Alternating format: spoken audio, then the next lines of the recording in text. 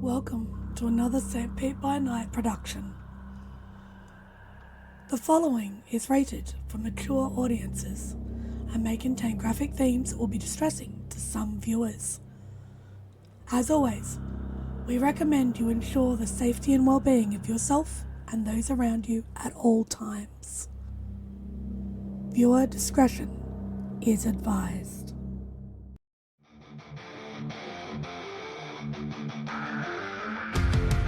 In the heart of night, we rise from shadows, calling at the moon, igniting our battles, cleansing Gaia of an endless fight, until our final days we will fight. Thanks, man, we stand united as one.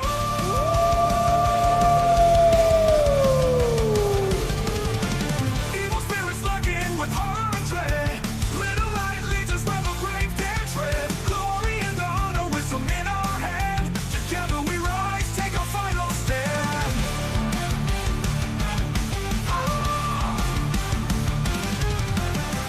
Everywhere we run, the wind is at our back.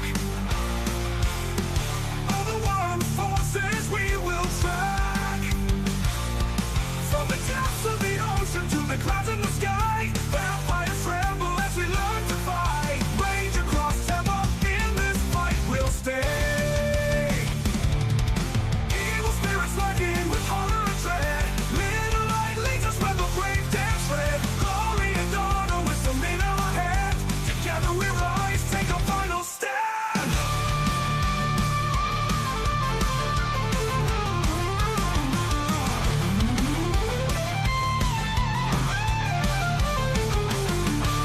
Rage across Tampa, in this fight we'll stay. Everywhere with the pack, let the night be our guide. In battles of honor, we shall never hide. Rock will never hide.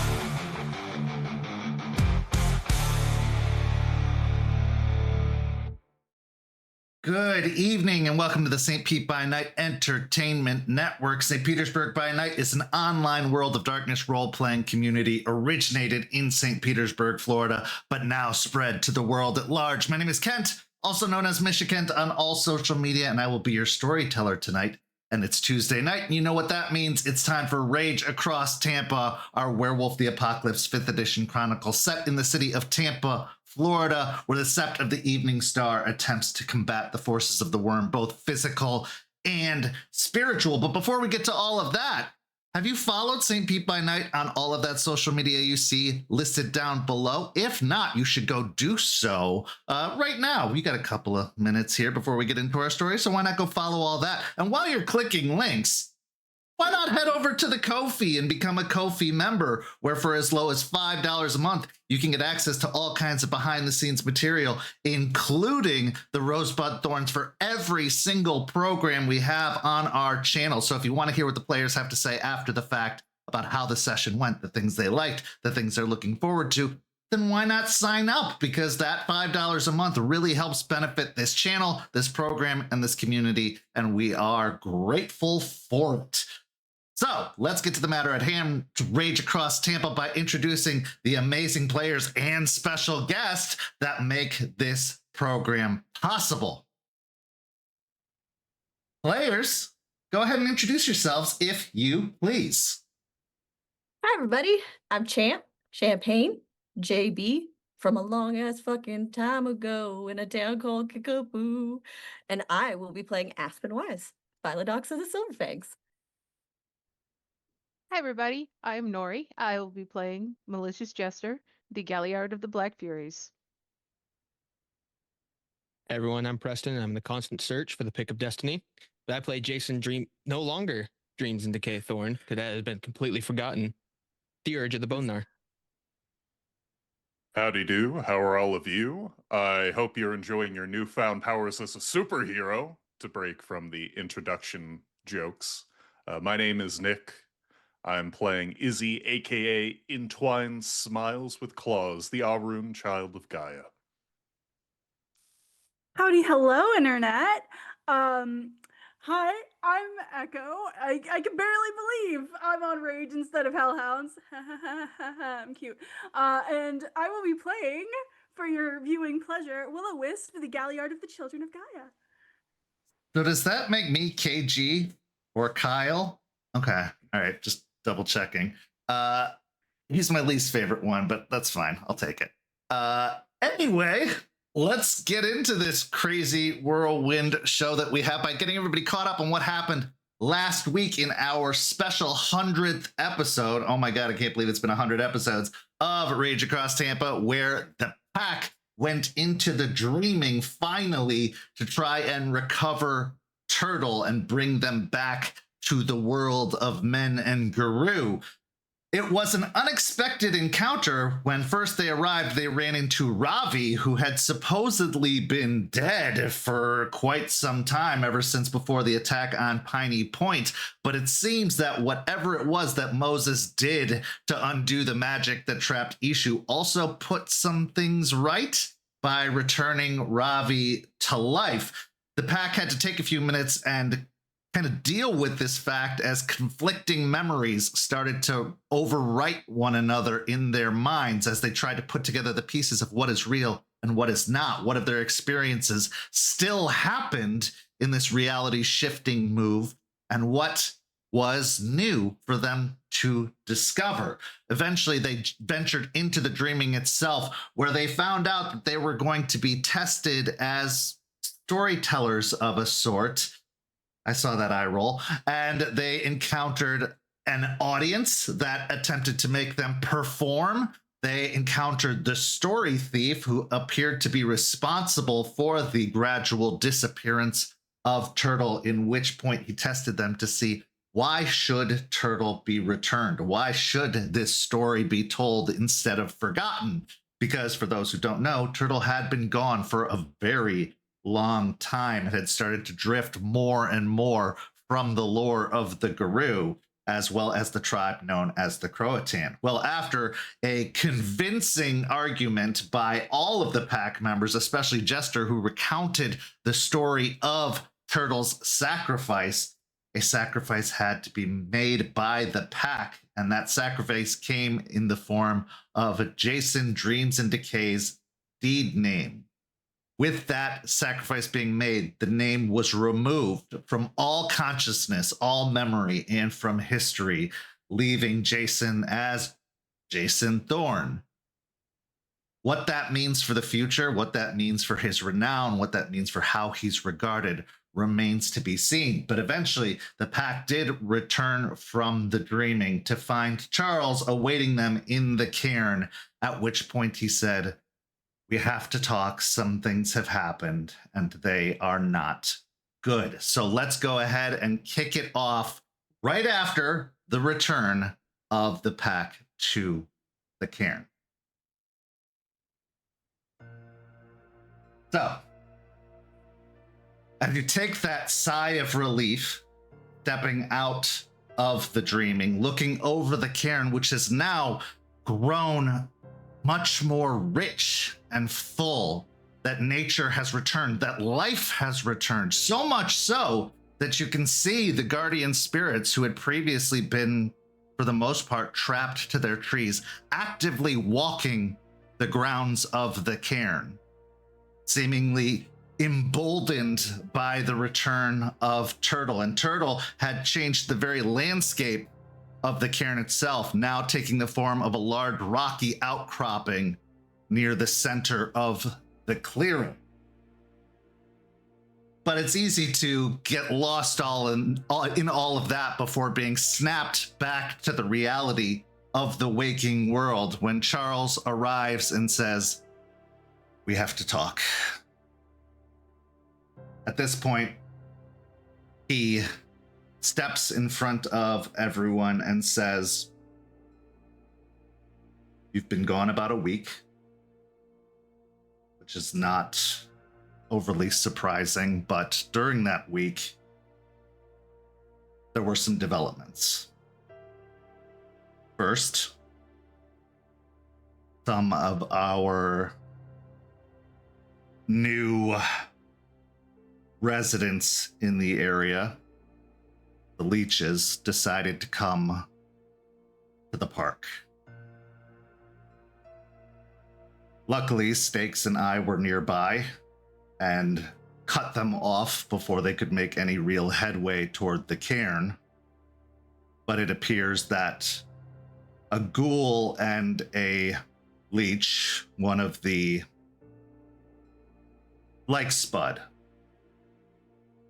were investigating because the ghoul was seeking us out, supposedly to find a way out of the vampiric existence.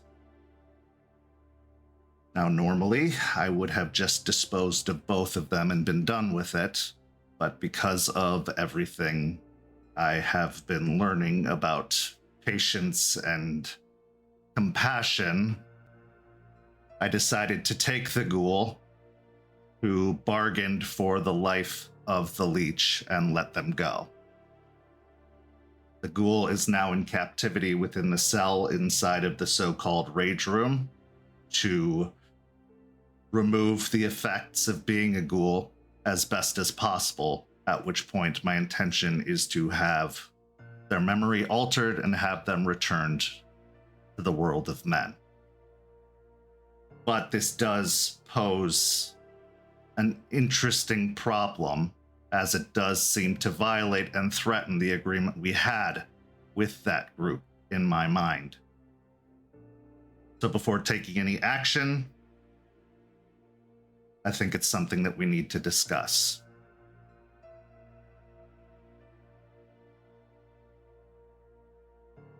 First of all, it doesn't break the agreement because the agreement was within their territory. We would leave them alone. They came seeking us out.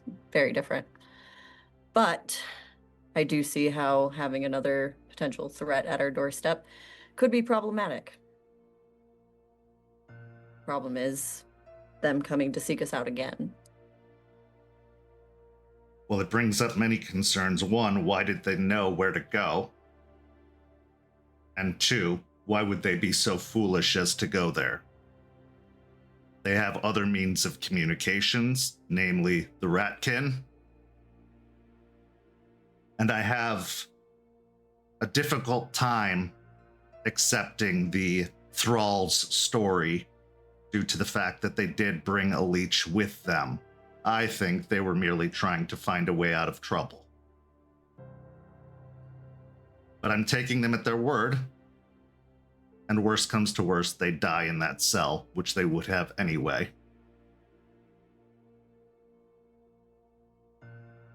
I have two questions, Charles.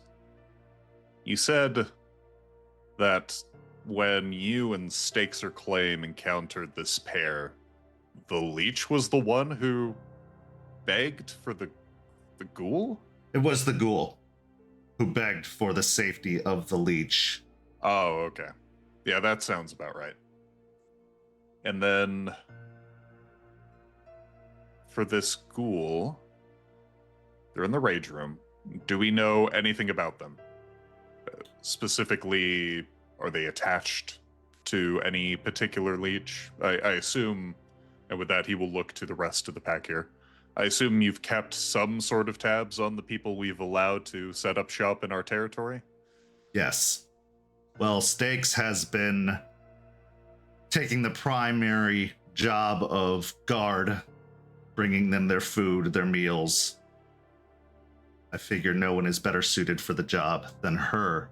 And she was able to learn that this particular thrall is attempting to get away from some sort of vicious dominator. A ruthless one, but from what she said, they didn't have any obvious hold over them at the time. Something unusual has occurred with this particular one.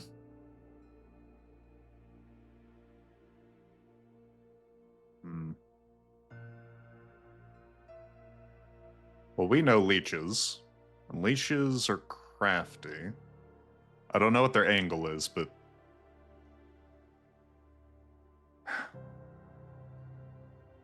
My concern is, why would they want to escape this life yet show such concern for another who is still within it? You think they're lying? Their story doesn't add up to me. If they really were trying to escape, why not come alone? At least then there would be more plausibility to it. And the leech they were with, I guess, wasn't their master? No. That seems very odd.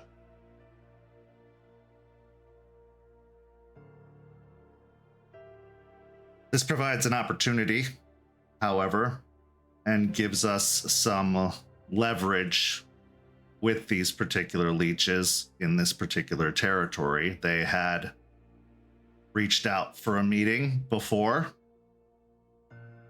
I think, or I recommend, he says, looking to Aspen,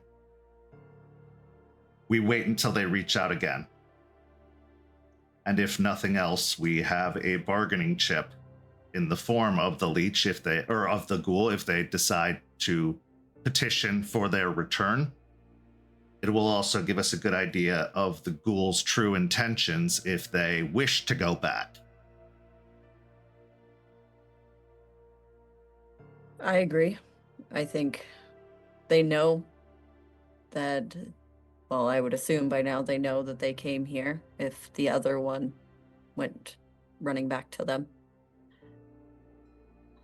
I worry that they will run in here and make a problem for us. So the waiting is a hard one to rectify. And she'll look to the rest of the group. Well, there's an obvious way to stop them from being a problem. To nullify the agreement and remove the problem before they get the chance to act.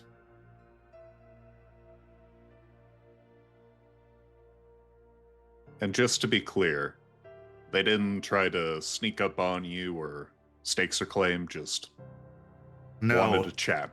In fact, they called out to stakes her claim in lupus form while she was along the river's edge. This provided the opportunity and distraction for me to surround them. They were in fact there with a group of humans attempting to clean up the park. Luckily, there were no humans in the immediate area when I encountered them. Now that seems awfully odd. If they wanted to speak with us so badly, why did they bother with the cover like that?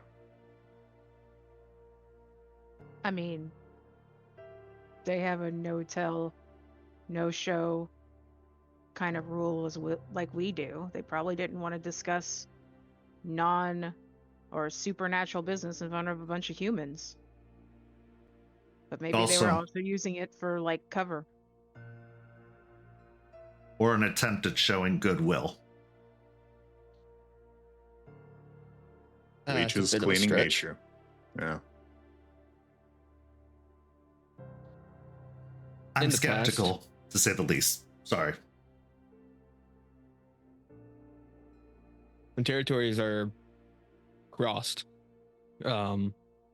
usually you'll hold whoever you capture for a set period of time, and you show a force when you actually have a sit down.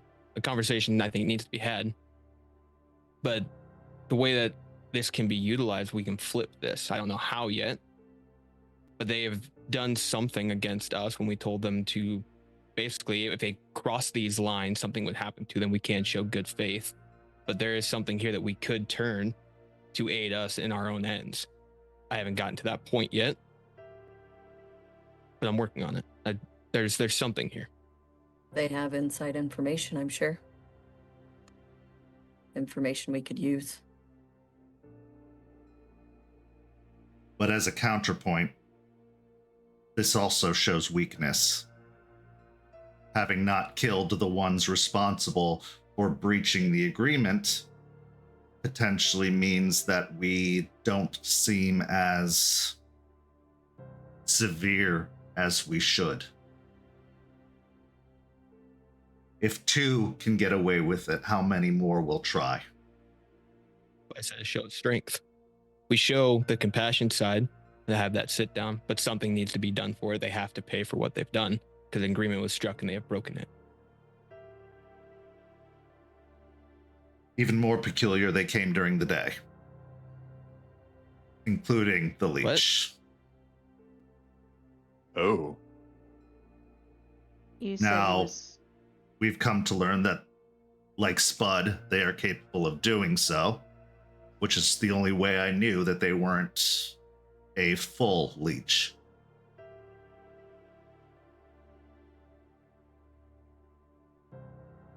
What were you saying, Jester?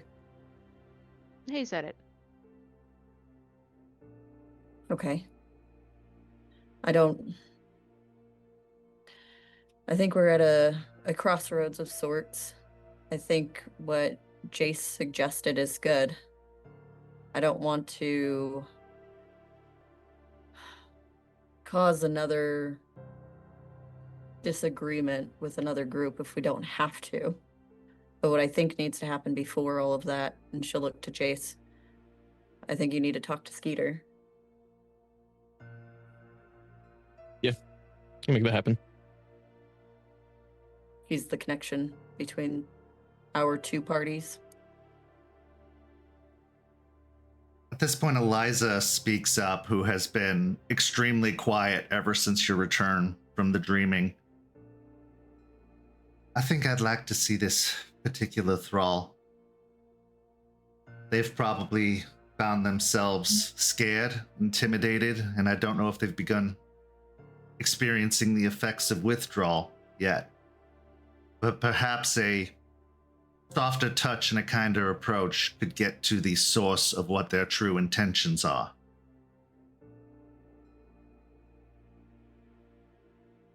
A good diplomatic approach, I'd say.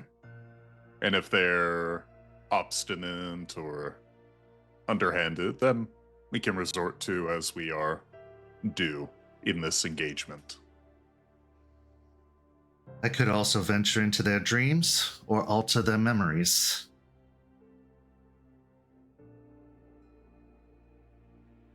I Well- think that it's an option to get more insight information. And just be careful who we have going to see them. Don't need to know all of our faces.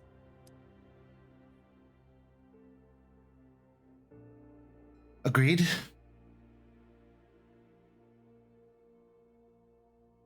Unfortunately, Charles says that's not everything. Forge from Failures has returned from Michigan with the child.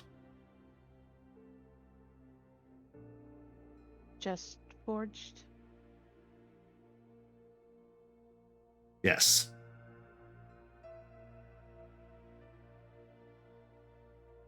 Oh. Do we know what happened?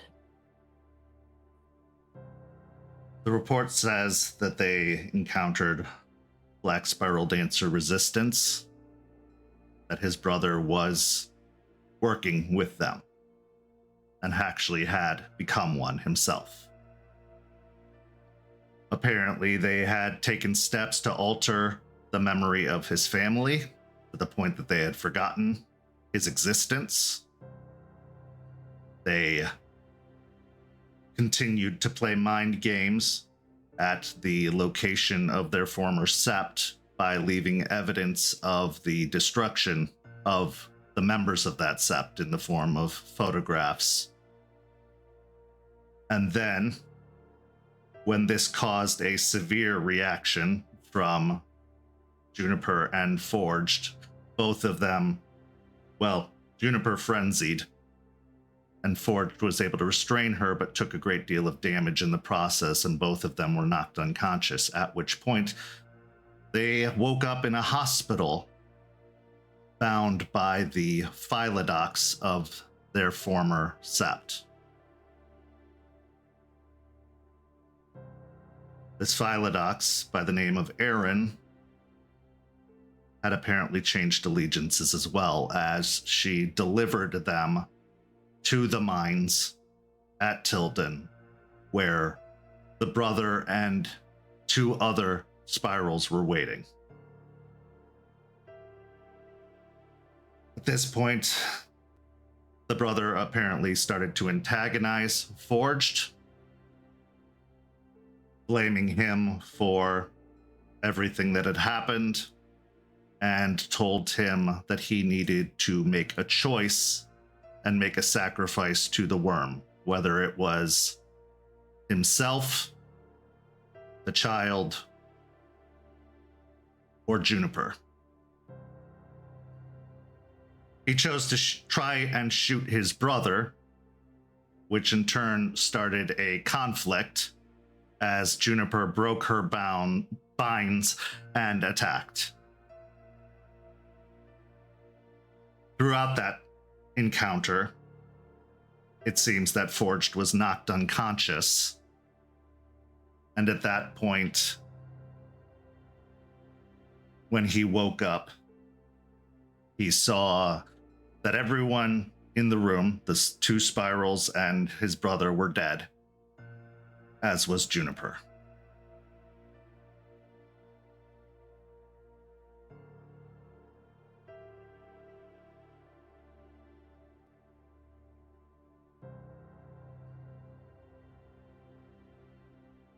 And what of the child? The child seems unscathed, unharmed, but when they returned, I felt it best to give Forged a choice. That either he step away from the life of a guru and devote himself to raising his child, as speaking from experience, being raised in guru culture has its downsides. Or to give the child up to a family of Ghislaine to be raised by them until his coming of age, as Stakes informed us he is kin.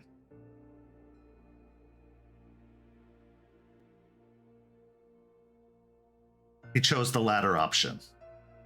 And so he and Stakes took the child to Georgia, where the Sept of the Fertile Soil had a Ghislaine family that were able to take the child Cooper in to assist in raising him.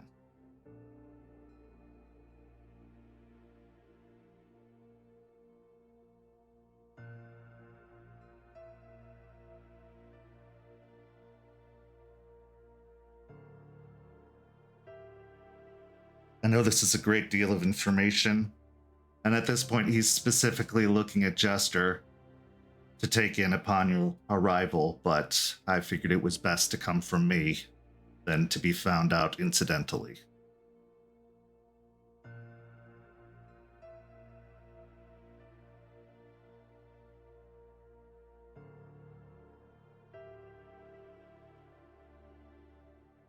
How is the other pack reacting? They are taking it very hard.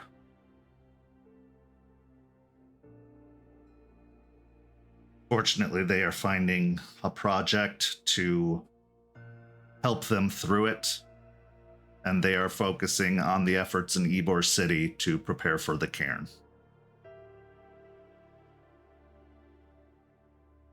That's good.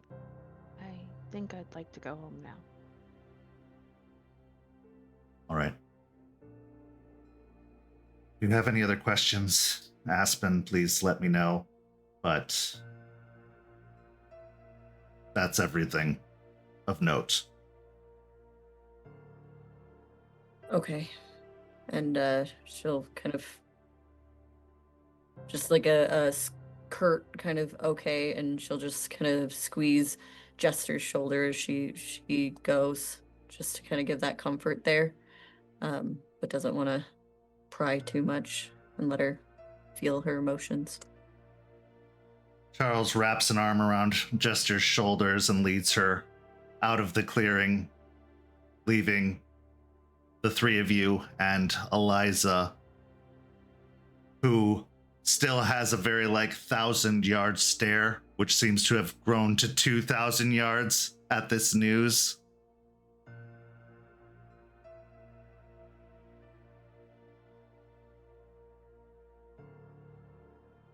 I'm glad the child was saved, but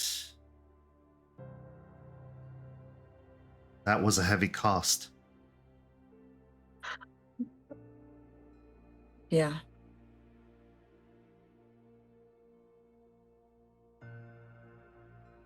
Seems like a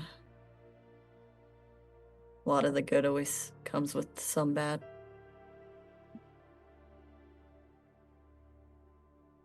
Doesn't sound like there were a great many details about the overall encounter, but I also am not surprised to hear Forge's recounting being a little vague. And any news of how Forged is with all of it as well? Well, we'll have to see. I suppose Charles didn't really get into detail about that, so I'm guessing the boy is still experiencing a great deal of shock. And having to give up his child so shortly after, that can be difficult for anyone.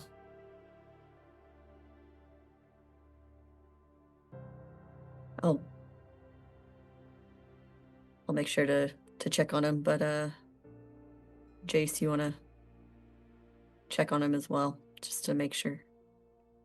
Yeah, I'll talk to him. Rat to rat, I think would be better. Aspen, Yes. I don't know the Hellhounds pack that well outside of the newest members. But do you know if do you know if they have access to any rites for remembrance and comfort? They do. I'm sure they do. I'm sure, if anything, Delphine is on it as we speak. Okay. Best not to let those kinds of things fester from personal experience. I agree, but want to make sure that they have full control of it. It was their pack mate, and we can just do whatever we can to help in the process. At this point, Eliza looks to all of you, her gaze snapping to the present.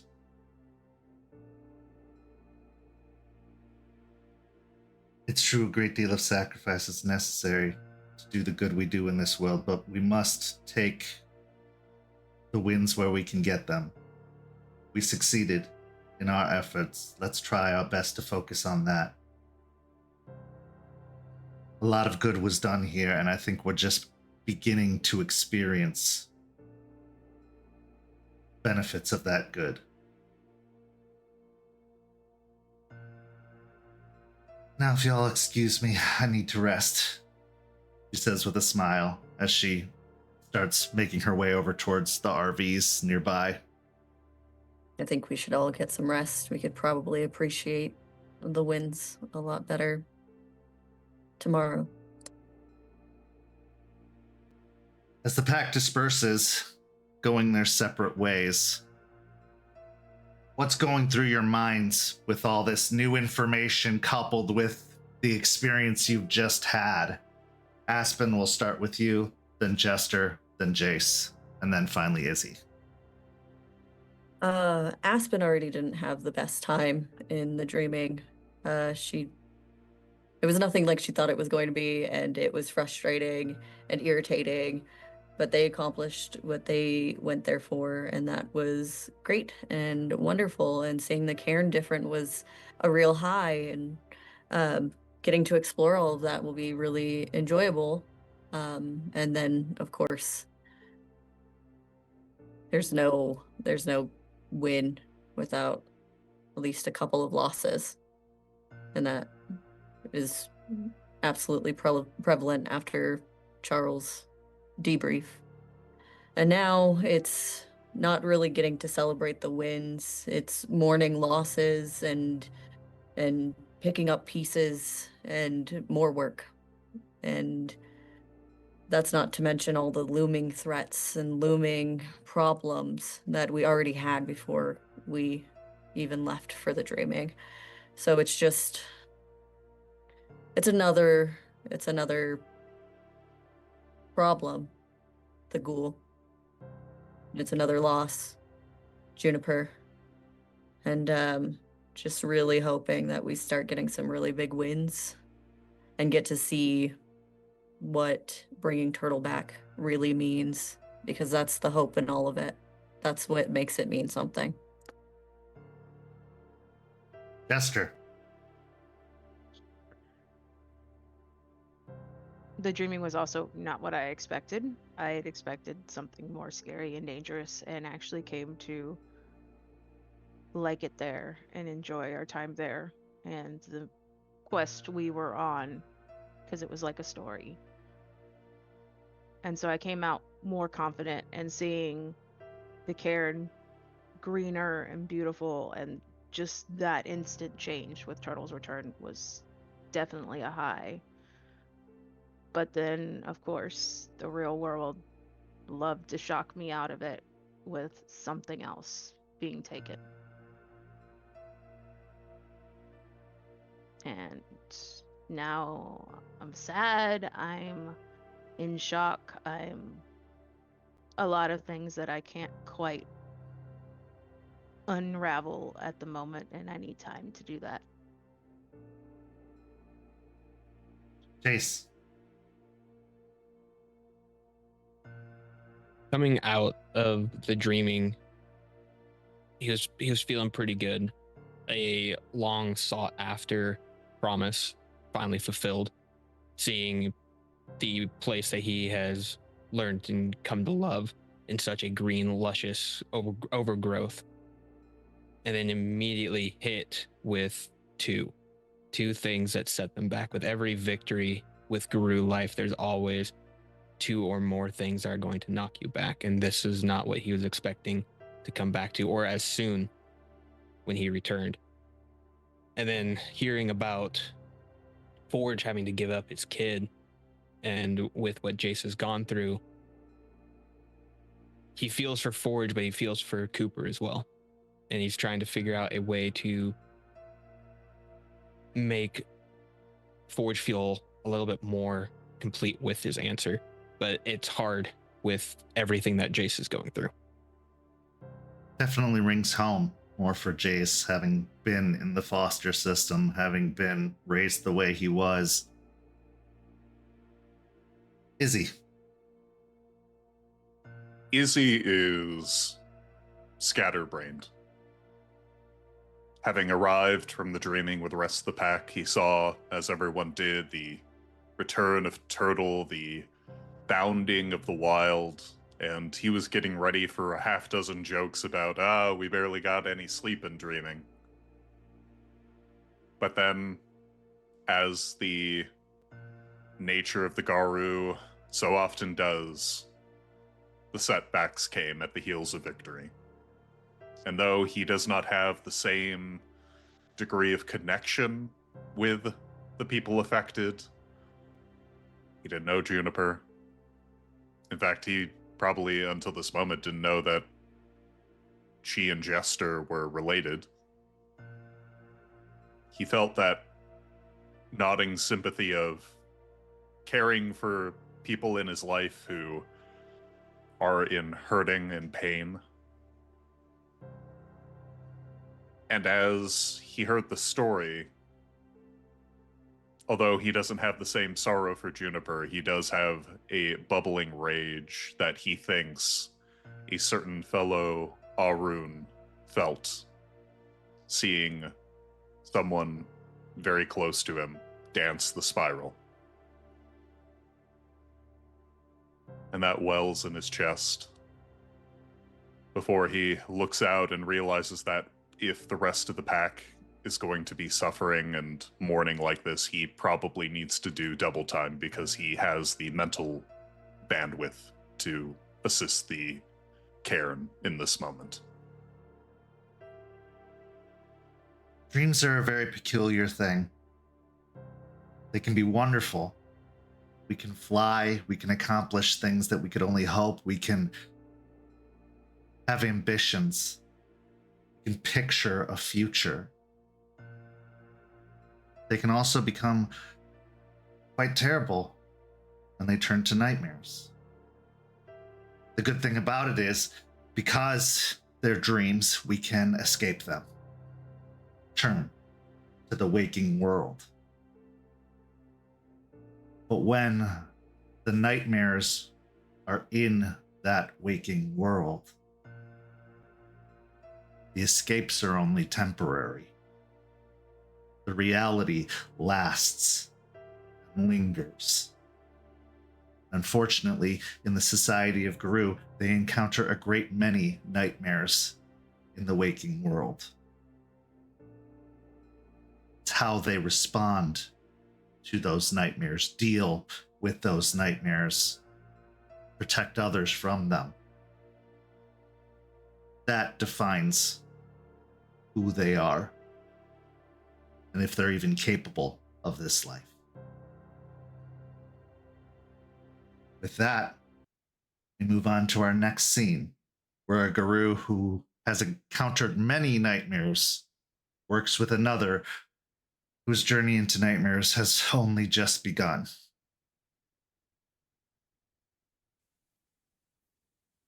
Izzy, you have encountered the new arrivals in the form of the fellow children of Gaia before. You even had a small clan or tribe moot where all of you got together and were able to discuss Terrence, Quinn, Willow, and yourself. Now, you are taking the time to get to know them individually. Now, you've had time with Terrence to the point that he's basically a roommate with you now, and the two of you have bonded a great deal. But now it's time for the young lupus-born, known as Willow Wisp, who has a great many curiosities, even more quirks, but also a troubled history of her own. So as you have gathered at the cairn, the safest meeting space,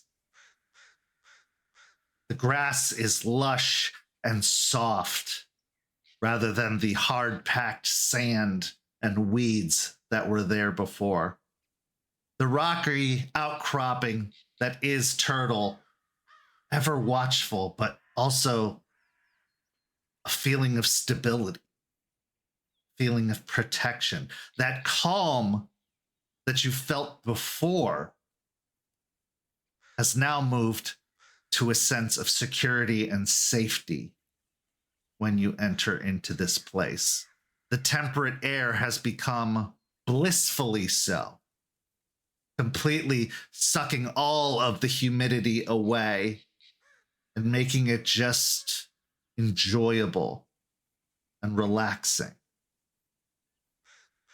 So even when bad news makes its way in, it has a softer landing than it would have previously.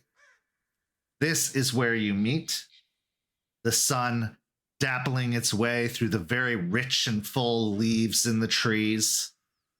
The smell of pine needles on the air having fallen from the trees over the winter to only be regrown over time. The scene is yours.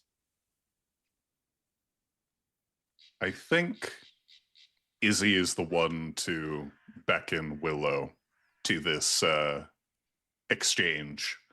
And as any good elder, he is there first, ready and waiting, although not in so mocking of a stark and imperious tone as he gave off for his first joke with his fellow children of Gaia. Instead, he is in his more natural stance, maybe leaning against one of the rocks, just eyeing the surrounding nature of the cairn with a bit of a sigh, and wholly unaware should Willow decide to play any sort of tricks to sneak up on him.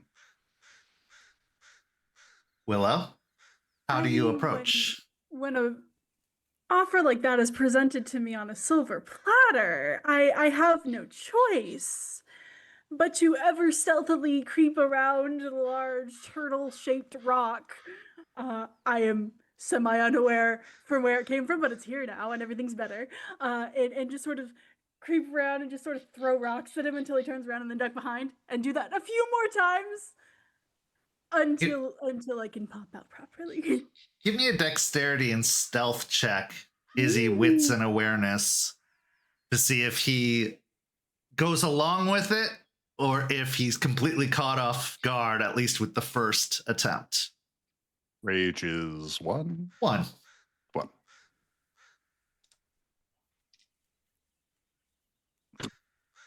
Goose egg. Okay, so with 5 successes. In fact, a botch. Okay. So with 5 successes, Willow, you are able to catch Izzy completely unaware. And as you toss the first rock, I'm not even going to make you make a roll for it because the difficulty would literally be 1. So if you were to take half on your dex and athletics, what would that be? If I were to take half, that's 3. Okay. So not a sizable rock, I would assume, because you're not looking to cause any harm. But as a pebble strikes you, Izzy, with your botch, with your...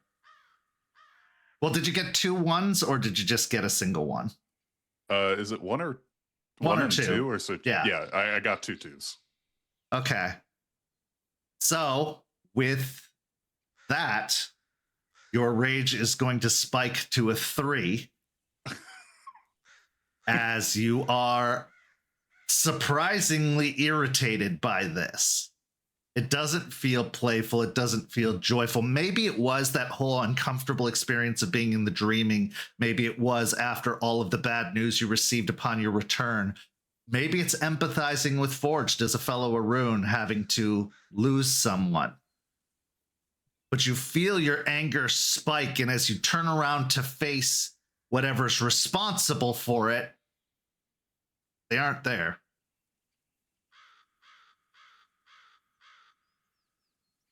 Izzy feels that vein sort of set in his brow, his rather sort of placid expression curls back into that grin, a lot of teeth, as he goes, "Unless Turtle is having a moment to tease one of his saviors, I suggest whoever threw that, get out here, okay?" I'm gonna test my luck. I'm throwing another rock. Okay, give me a opposing dexterity and athletics checks.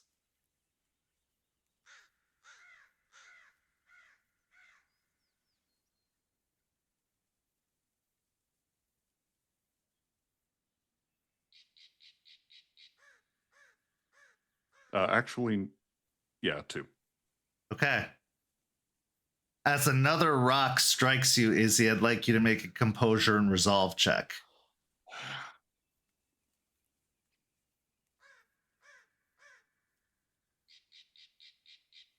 Okay. It's a crit 4 or 5. Okay. When you recognize the playful game that's afoot, and you recognize the source of that game, you are able to take a deep, steadying breath, pushing that rage down, recognizing that this is play. Not meant to embarrass or upset. It's meant to engage.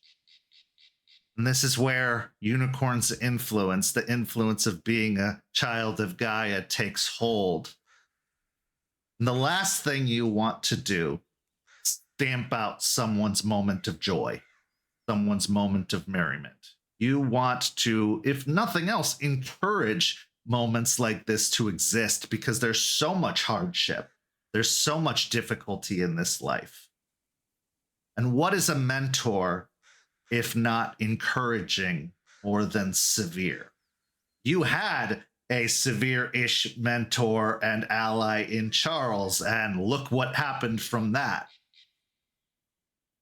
So taking a different approach, that rage drops down to a 2 as you are able to calm it a little bit more, recognizing it's a game, recognizing it's not some kind of threat to be dealt with.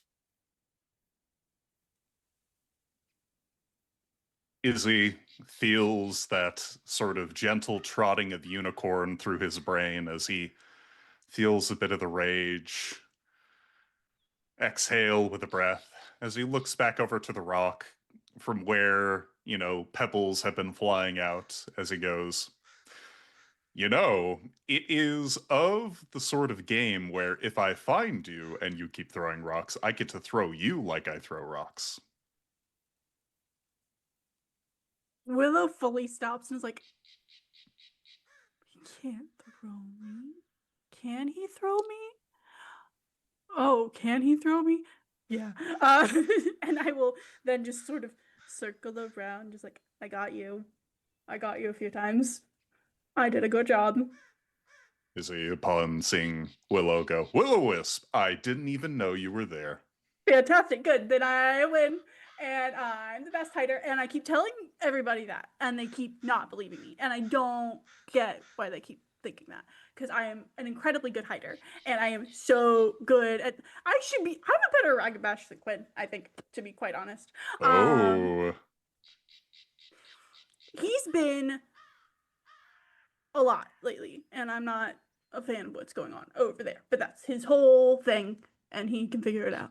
Because I'm done with that. But we're not here about that. We're here about you. And we're not here about that. No, we're not here about that. Okay. Why would we be here about that? That's boring and lame, and I don't want to talk about it. But you said I should be here. I am here. I have manifested in front of you. Uh-huh. What do you need of me, O Elder? Well, I was kind of hoping we would throw rocks at each other, but it appears that game's already over. So I'm open to other things. Maybe we can discuss what's going on with Quinn. The Elder thing. Everybody does that. They're like, no, you said a thing. Now you got to talk about it. It's like, I don't want to talk about it all the time. It's depressing. Okay. No. It's tribe stuff. I got to talk about it. If I can't talk about it with you, I can't talk about it with anyone, really. I mean, you could talk about it with other people. You don't have to talk about it with me. It's just you need to decide whether or not I'm someone worth talking about with. If I can't talk to tribe, like... who can I talk to? I mean, like, yeah, I could talk to Delphine about it, but, like, Delphine's not... she's got a lot of other stuff to deal with. And I want to make... And I tried talking to Eliza about it, and she keeps being like, you must be patient and vulnerable and do your chores. I'm like, that's great, but that doesn't make him less of a butt. He tried to apologize, but it's... a whole thing. Speaking, so that's thick. She said to be vulnerable, and then Ember said to be vulnerable, so I was vulnerable, and I told him he was doing a thing that everyone says he was doing that I was not a fan of. And then he got mad at me. And that's stupid, because I was just voicing a thing that made me feel icky, and I should have been respected for that. But then he got his undies in a twist and had to be upset about it. So, and then I talked to Stakes, and Stakes was like, you let people treat you like a puppy. I'm like, no, I don't, not intentionally. I'm just used to getting, zapped and mistreated for it. So I'm learning to get my bite back. And that's hard to do when you've been repeatedly shown that that's a bad thing to do. So I bit back, and now Quinn has apologized, but something is still off, and it bugs me. And I don't like that it bugs me, because that's a humanish, emotion-y thing, and I'm not... It's icky. I don't like it. Because fuck all those stupid human emotions and shit. Fuck it. Fuck all that bullshit. Yeah, they suck. They do. And I'm like, this was not an issue. Like, sure, I was, like, contained and, like, suffering and stuff, but, like, I didn't have to deal with all of the feelings-ish things as much. So, but yeah, that's the whole thing. Quinn just being a butt. Yeah.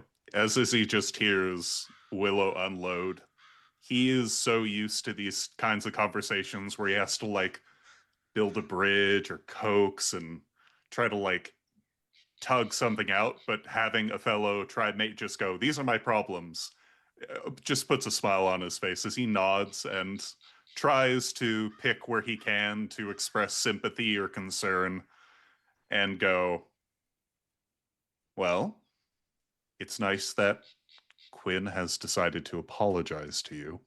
Do you feel like you are ready to forgive him?" I hadn't thought about that. I sort of Something said, to like, think about. I said, just because it's like, it's like when people are like, you should accept his apology. It'd Oh, a be lot of rude people are not going to say to." you should do a lot of things, And but it's like, which in things this am I case, supposed to do? Because everyone says different things. mhm, And how am I supposed to keep track of all the things? I don't know. Gaia made it hard for a reason. Like, for why though? It's like not helpful. It's just complicating things for like no reason. And I think it's dumb. But with that said, Hmm.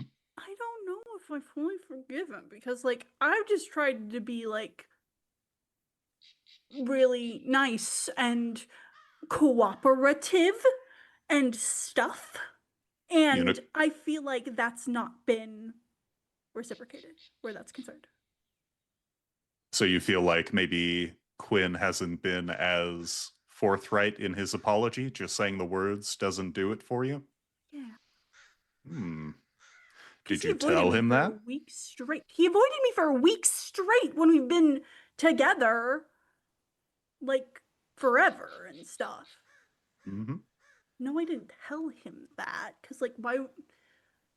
Because it's like I was thinking, but like it's not like lying because it's like I want to forgive him, but like there's just something like in the back of my head that's like itchy about it, and I don't like how itchy it is. It's not fleas. I checked. It's not that. But I it wasn't is going to itchy. say that. I could see it in your brain. You were thinking it because everyone else has asked me that when I've been scratching at the back of my head lately. So Don't worry. When I get nervous, I scratch at my chin, I scratch at my arms. I don't have fleas there either. yeah, but like you're not I'm you're not like not. Stakes and me, which like That is true. you fit a lot more than like Quinn does where that's concerned. Everyone just looks at me like they expect me to be a certain way, and I'm sick of it, and I'm done with that. So we're not gonna do that anymore. And if people decide they want to look at me weird, they can do that, and I don't give a shit anymore. I ain't people pleasing.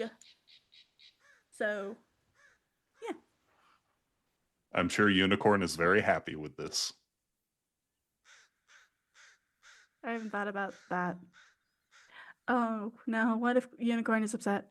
Oh no. What if Unicorn is upset? What would you do? Oh no. That'd be bad news bears. That'd be very bad. That'd be no good. I have no money. How do I buy Cool Ranch Doritos? Do I steal Cool Ranch Doritos? Is that bad? Do not I could steal Cool Ranch Doritos. Do not feed her habit, okay? But she likes them. Who am I of all of her chosen to not give her what she needs and requires? She does not require it nor need it. It is just a nice treat that she should enjoy sparingly, and that your presence and the knowledge and warmth you bring to the conversation with Unicorn is enough. Don't let her tell you otherwise, okay?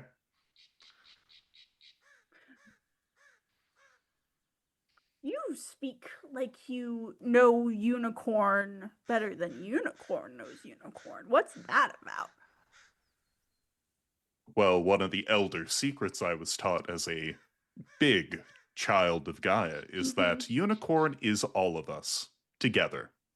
And so if I know what I want and I know what unicorn wants, we can work something out. Now, what I want is for unicorn to be strong, to be vibrant, to lead us to peace. And I also know that unicorn is so strangely attracted to chips. And one of those things is not like the other. And brown sugar Pop-Tarts, because those are the best. We can that's stop just- talking about unicorn now, I think. But that's just because I really like brown sugar Pop-Tarts, because they are the Ah. best. Well, maybe you can bring those to unicorn. Maybe she'll like what you like. Again, there's the issue of I has no monies, and I cannot get monies because that would require job things. And every time Delphine mentions job, Forge turns a shade of red. That's not good. So clearly, Why do you think he does that, huh? Um, I don't know this Forged. You tell me what he's like. Why would he? Forged is an asshole. And I say that. No. Oh, yeah. I say that because, like, when we first met, and I was not allowed to say naughty words because Quinn did not want me having vulgar language. Everyone said I should get to say the naughty words because I should get to say them because they're words. Why are they bad? That doesn't make sense to me.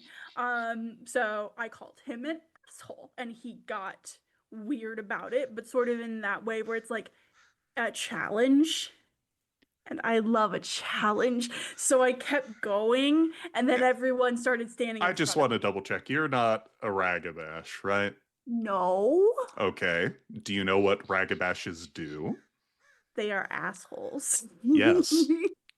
They poke fun at things that are certain. Yes. And they get a lot of leeway for that. Galliards don't. Not which so is much. How stupid. did Forged react to your comment? Everyone started standing in front of me like I was baby and that I needed protection.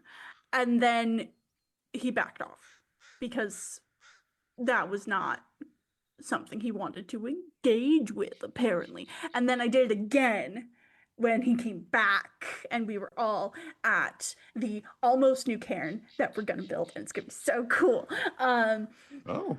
And what did I say? I said, "Shove it, you asshole! Shut the fuck up! Don't try me," or something to that effect. And he turned a shade of pink that was awesome, and I felt so good to stick it to somebody. Finally, Stakes and I had a fantastic conversation before that I need to bite back more. So I'm biting back more when someone is rude. He said that I couldn't shit by myself in the woods. And so I had to tell him to shut the fuck up. End of story. I mean, yeah. Okay. As Willow sort of finishes this interaction with Forged, he goes for a moment to a pretty dark series of memories of the old nation and the sorts of honor culture responses that usually come from someone being uppity, especially against people who are assumed to be their superiors. Blood and claws and crying. And as he sees Willow here still piping and,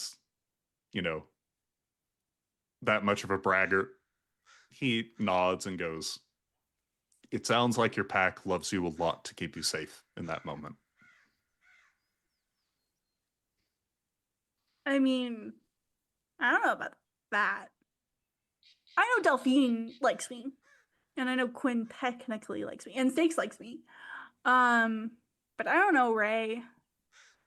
Which I've been trying to snoop. But he's really good at hiding.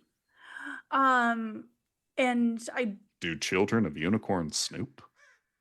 Of course we do. Why wouldn't we? Well, did you try talking with him? I mean, it's weird. He smells really bad. And it's like icky. Cause like he was leader. That's what Stake said when Quinn and I came down here, was that he was leader. And then he wasn't leader. And I still don't know what happened. And I wanna know, but also I shouldn't pry because that's rude. But also, Who said that? Quinn. Quinn said that. Yeah.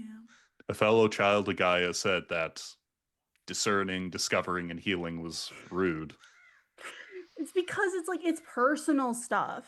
He said that like right after we came down, and I was like, what is that about? Because I asked like the whole group and everyone just looked really sad. Mhm. So I was told not to do that again. So I've just been sort of lurking around because it's fun to lurk and I like lurking. And then Juniper's gone, which sucks because I really liked her. Yeah, I only got to I talk heard. with her once, and she was super nice. Except she thinks or thought, I don't. The verbiage, talking words is hard about that stuff with the tenses. Delphine's been helping me with the tenses. It's hard to do and remember. Yeah, we have to go to school for it. Icky. Yep. Icky. But I just want to say I'm sorry to hear about your packmate. I mean, I only got to meet her like once, and then she immediately thought Quinn had like done something weird with me, like taken me or something. Oh yeah. Hmm. And apparently was stalking him around the house that they all share and stuff. Okay. It was, and I really Not a wish lot of I'd place to gotten- hide in a single house, right? No, so I don't know how that works. I haven't really seen it yet. But I wish I had gotten to know her more, you know? Yeah, you're gonna have a lot of instances like that. Just know that the people in your pack now, they had a lot of time with Juniper, I'll bet. And if you want to learn about her, you need to talk with them. Yes, I have been. And I've been pulls out like this little notebook and it's like I've been putting together the eulogy. Yes, that word. Because I was told that as the Galliard, I should have the honor of saying some words, even though I did not know her really at all. But I have been writing notes and I have words written, and I'm gonna do a howl because Stakes is like, you haven't been wolfing, and I need to be wolfing. So clearly what I need to do is do a howl portion as well as the talking portion, so everyone gets their share. Everyone feels represented. Huh. So And with that's that, what it- Izzy furrows his brow, hearing the sort of, coming event that Willow is apparently going to be a key member for, and thinking on exactly what she might need in this moment, he goes, as a lupus, how do I put this? I've known lupuses that have had very unique ways of singing, sometimes howls and sometimes other things with words and stuff, right? Is that how do you normally recall your songs? I haven't. I'm still trying to Like not figure. a one? I don't have many. I haven't gotten like a big history lesson yet. Well, do you know your history? Well, I know my history, but like it's Okay. not what Have you sung it? about. No, of course not. Why would I Why sing not? something so dour and so sad? No, boring, icky. No. No.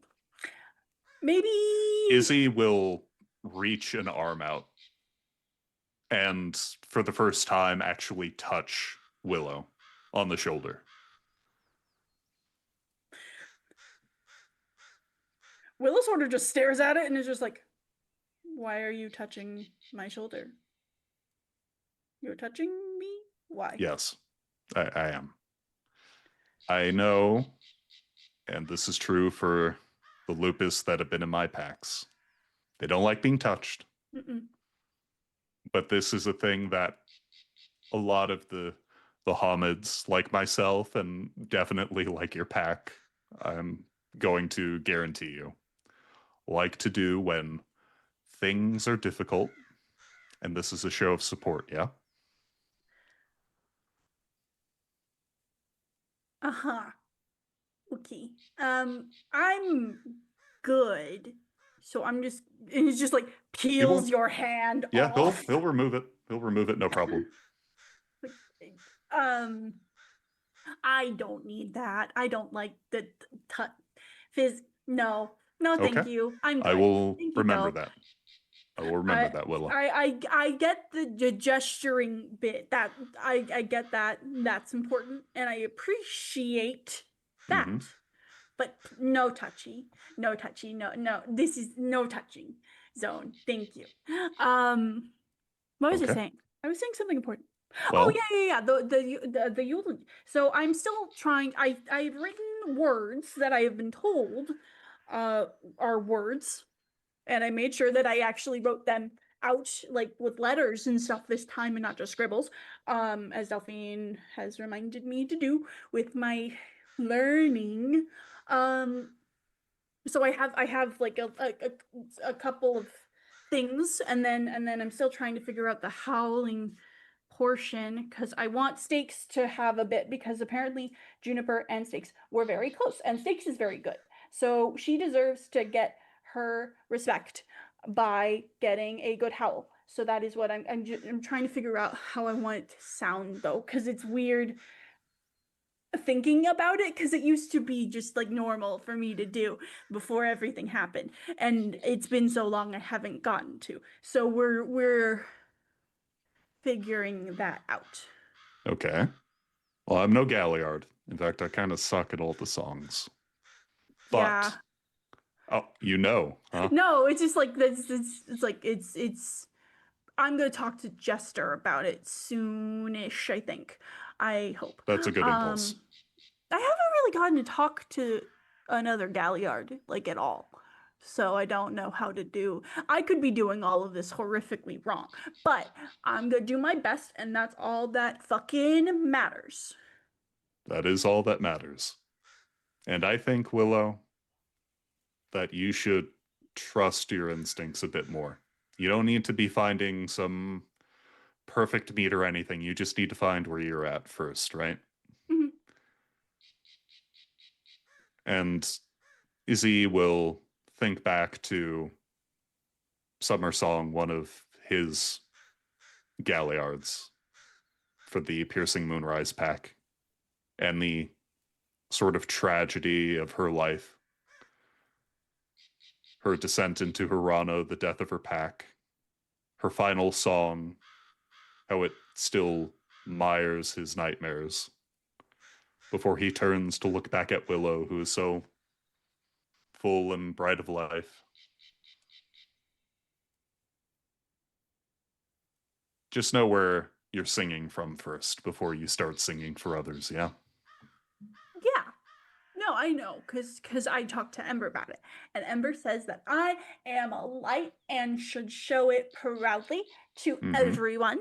So that is what I'm attempting to do, even though this is supposed to be a song of sad and of mourning. Well, you know, fires do cast shadows. They do, but Unicorn that does not has a dark mean- side. That does not mean. Wait, what? Yeah.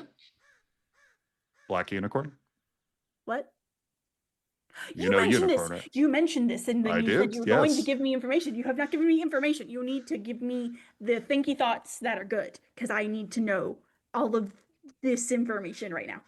Well, I think for the most part we've addressed our opening salvo. Good to hear from you, Willow. Now we move on to the part of the training where I get to be very mean to you, Er, Why? What have I done? oh, you've done nothing. You're a warrior of Gaia, and you need to figure out exactly what it is to bare those teeth and throw those punches, right? I mean, I haven't really gotten to like test my metal with anyone or with You threw anyone. rocks at me, no problem. I mean, rocks came from somewhere. And you Yes, appeared. definitely not multicolored painted rocks that I definitely had in my pocket already. I definitely didn't have those, and those are not what those are. Do not look at the rocks, and we'll sort of kick the rocks out of the way. It'll be a mystery that not even Unicorn can solve, I'm sure of it. But yeah. And at that, Izzy will begin looking around and seeing sort of the array of pebbles and stones, begin picking up a couple and stacking them into little, towers every so often as he goes. So, Willow, I know Quinn saved you, and he was a child of Gaia, but what made you choose Unicorn? What drew you to her? Choose? Mm-hmm. There no choose. There was no choosing. Was there supposed to be choosing? There was no choosing. How were you inducted into the tribe? Well, mostly in the running away portion of that night, she sort of found me amidst the screaming and the pelting with little sharp things and the loud noises and the blood and the gore and the everything else, and gave me this, and they will motion to the black choker they've been wearing the entire time, and told me it was a shadow shard, and that if I ever needed it, I could use it one time with her favor, and that I was one of her chosen. So, yeah. Izzy will nod, knowing that it's not entirely uncommon to have the patron choose. However, seeing this mixed introspection from Willow, he will go, well, it's nice that Unicorn decided to help you like that and even give you a little boon to boot.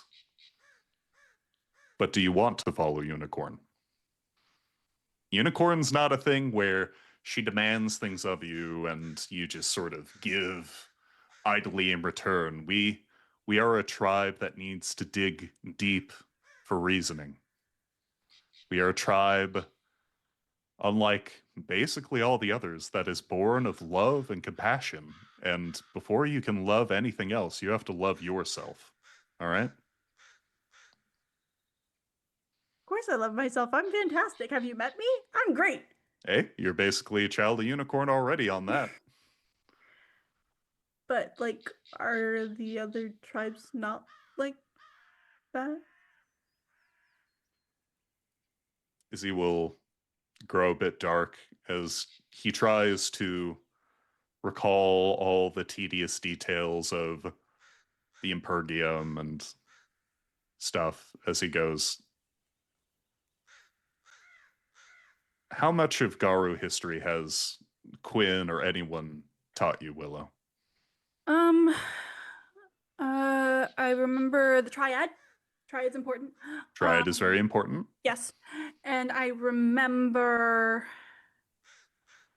that the nation has the litany, and I remember the litany. I have it written Litany down. is very important. Very important for remembering the rules. The rules are important, and we must abide by them most of the time.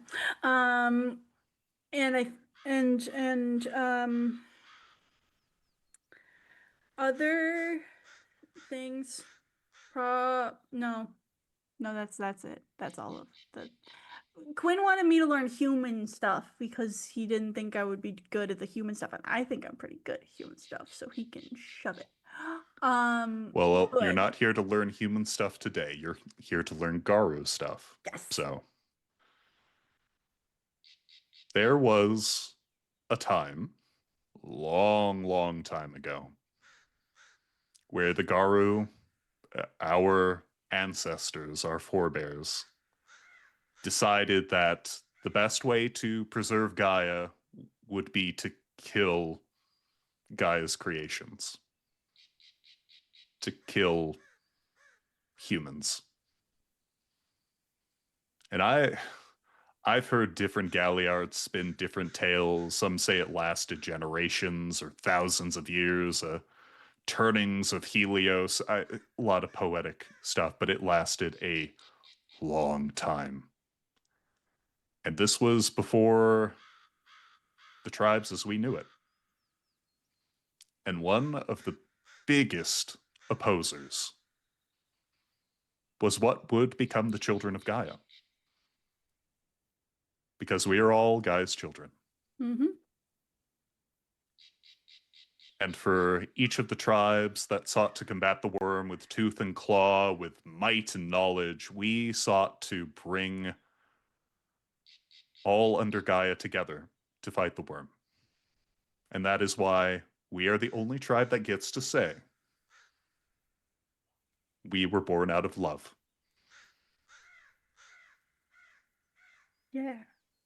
We did eventually stop the Impergium, but that's the reason why when humans look at us, when humans see us in our war form, they get a little kooky. Oh, the veil part. That's the veil. The delirium. Delirium. Okay. Yes. Delirium. Okay. Mm-hmm. Delirium. Weird word. And big word. It is a big word. Mm. And as a result, it's not uncommon, as I've heard from you and Quinn, for other tribes to demean us. I'm certain you've heard maybe one or two other Garu spit upon us as, hippies or peace, whatever, we're with no backbone, no tooth and claw, all weak. Any of that? Is that what Forged was getting at? What did he say about the children of Gaia? He didn't, but specifically, me. Because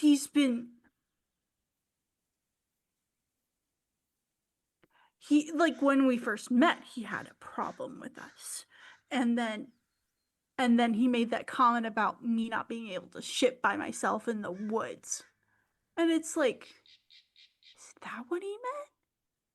Because, I'm a lupus born. Of course I'm going to be able to shit in the fucking woods by myself. Holy shit, asshole. Mm-hmm. Oh, I can't beat him up. He's on a rune. That's not fair. Well, there are different ways to beat a runes if you know how to do it. Tell me secrets.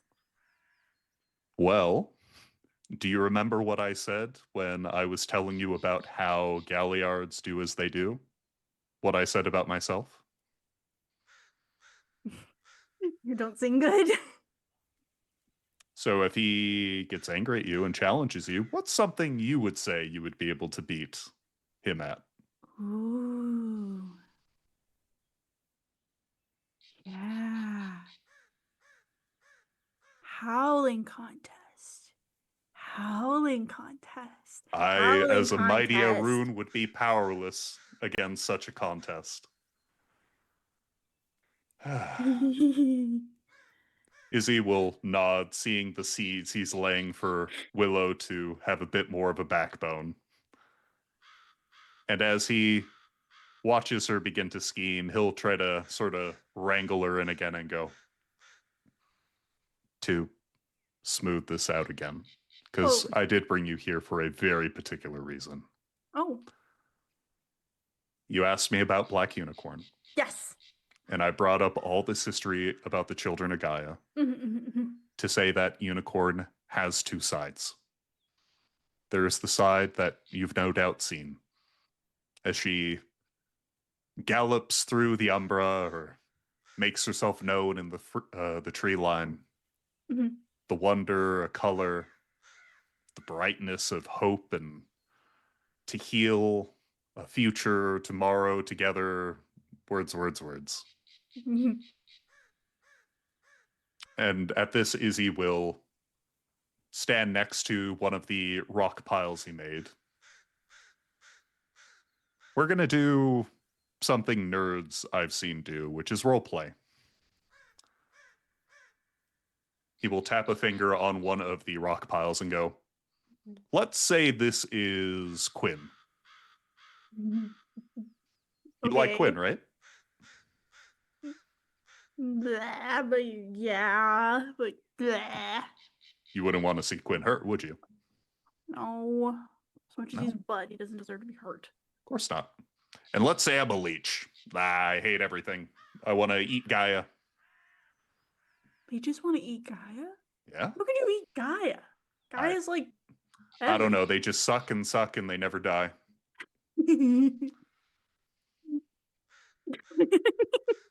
Okay. Say more words. Okay. I'm a leech. This is Quinn. You're following me. Mhm. Well, Gaia says we need to make rapport, right? I have my finger on Quinn's head, and I'm going to kill him. What are you going to do about it, Willow?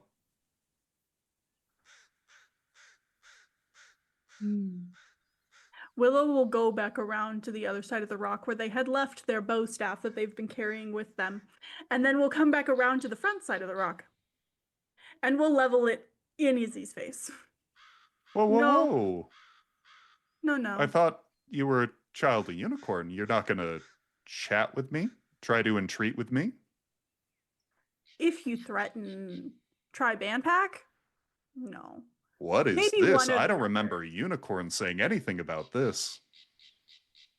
But it's like we gotta combat the worm. And if they are pieces of the worm, then we must combat them. Now you know about Black Unicorn.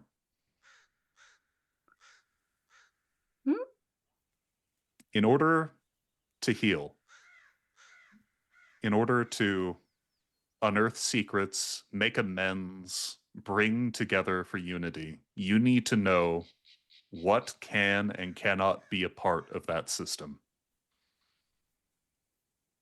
And so for Unicorn's brightness, that hope, she has a side of her that is stark, focused, and ever waving in her devotion to ensure that Gaia and all her children, you, me, every human, every animal, is protected from those who would seek to unravel that piece. Okay, that makes sense. But why do we call her Black Unicorn? Because when you see Black Unicorn gallop towards you, his darkened mane billowing in the umbra, it is one that strikes fear into even the most devilish worm spawn. Never underestimate what peace and understanding means for your character. You are not driven by emotion. You are not driven by rage. You are driven by hope. And those who threaten hope are about to face a beast worse than anything. You are strong, Willow. And your compassion makes you so. Sort of stand back for a moment, just sort of like, oh, that. Why does that make me feel emotions? What is that? Yes, obviously, yes, of course, yes, good, Okay. yes. So I'm about to kill Quinn here. What are you going to do to stop me? I'm gonna try the tripping maneuver. Terrence, stop me. That's what I'm gonna do. Okay. Okay, give me I would a. like- Oh, go ahead. Well, I would like to try and just catch the stick Okay, with Yeah. the hand. give me a strength and melee versus a. Let's go strength and athletics. And can I use my specialty bow staff? You sure can. Yay! More dice.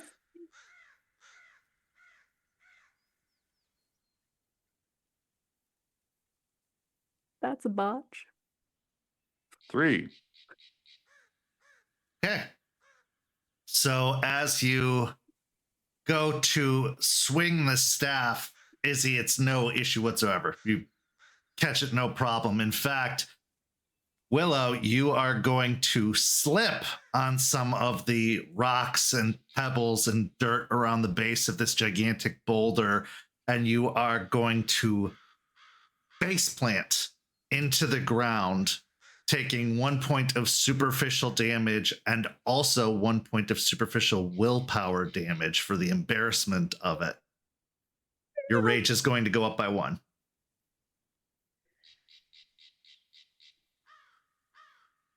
Willow is going to sort of immediately pop back up and just sort of brush themselves and just rub the place where it's now sore on their scarred face. Well, don't lick your wounds too hard. I'm about to knock this rock over. And with that, he will gingerly begin shifting the top rock off the tower.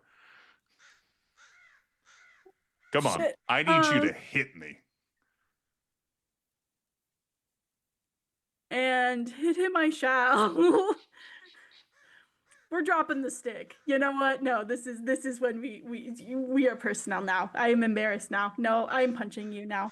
All right, so strength and brawl. Are you deflecting? What's your plan here, Izzy? Izzy is going to just see how hard she's going to hit. So Okay. he's going to try to just accept the blow. Okay. 3 successes. All right. So Izzy, take 1 point of superficial damage as that's halved as you get punched very directly. Mhm. I wouldn't even say hard, just directly. Boom. He will ham it up because he remembers one thing from his time with his lupus companions, and that is a strange way that wolves play to encourage aggression, where whoever gets hit has to make a big show of, oh no, I'm wounded. And as he sort of blossoms back, he will remove his finger and go, oh, no. Ah, a leech unable to feast upon your loved ones. What am I going to do? Willow, roll me a wisdom and occult. Oh, okay. Using that 1 dot I have in occult. Okay. Okay. Okay.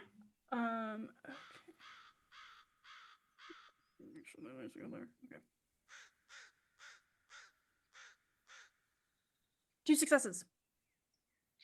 As you are kind of getting a little bit of merriment out of this moment, you feel a heavy puff upon your shoulder. And as you look out of your peripheral, a massive black unicorn is over your shoulder, staring directly at Izzy.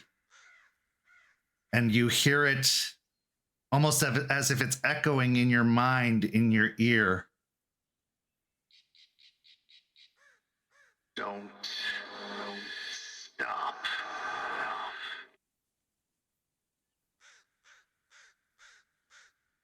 Roll me a composure and resolve. Yep. 100%. My 2 worst skills. Fantastic. This will surely go well. Okay, you know what? I spoke it into existence. Yeah, that's 3 successes. Fuck yeah. Okay. You can feel its presence pushing you onward, trying to stoke the fire inside of you to continue with this exercise, to push forward, to try harder, to vanquish. He is hamming it up for you.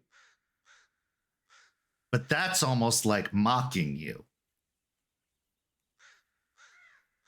That's unacceptable. If he truly were a leech, if he truly were threatening Quinn, you wouldn't take joy and merriment out of this exercise. You would fight tooth and claw.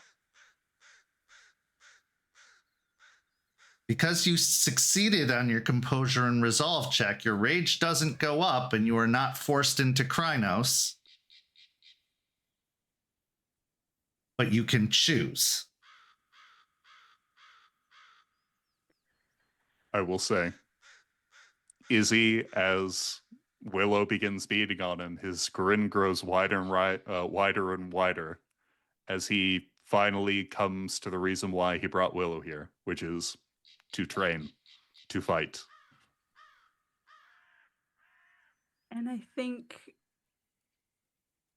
it's sort of that reflexive thing of like, okay, I can feel that stop, but I can't feel myself stop from changing into lupus. Okay. So I am going to go lupus. Okay. So as you drop down to all fours, your senses growing a little bit sharper, that comfort, almost like that safety blanket wrapping around you, as this is your natural state. This is when you feel most at home, most in yourself, but also there's a certain feralness that comes with it, a certain natural state of being, and your instincts here are now saying fight or flight.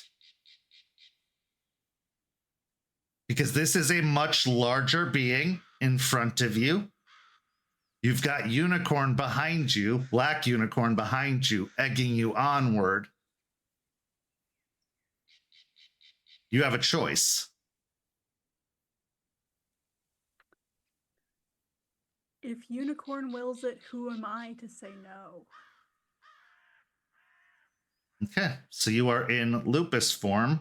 So you could potentially do either dex or strength and brawl to continue onward.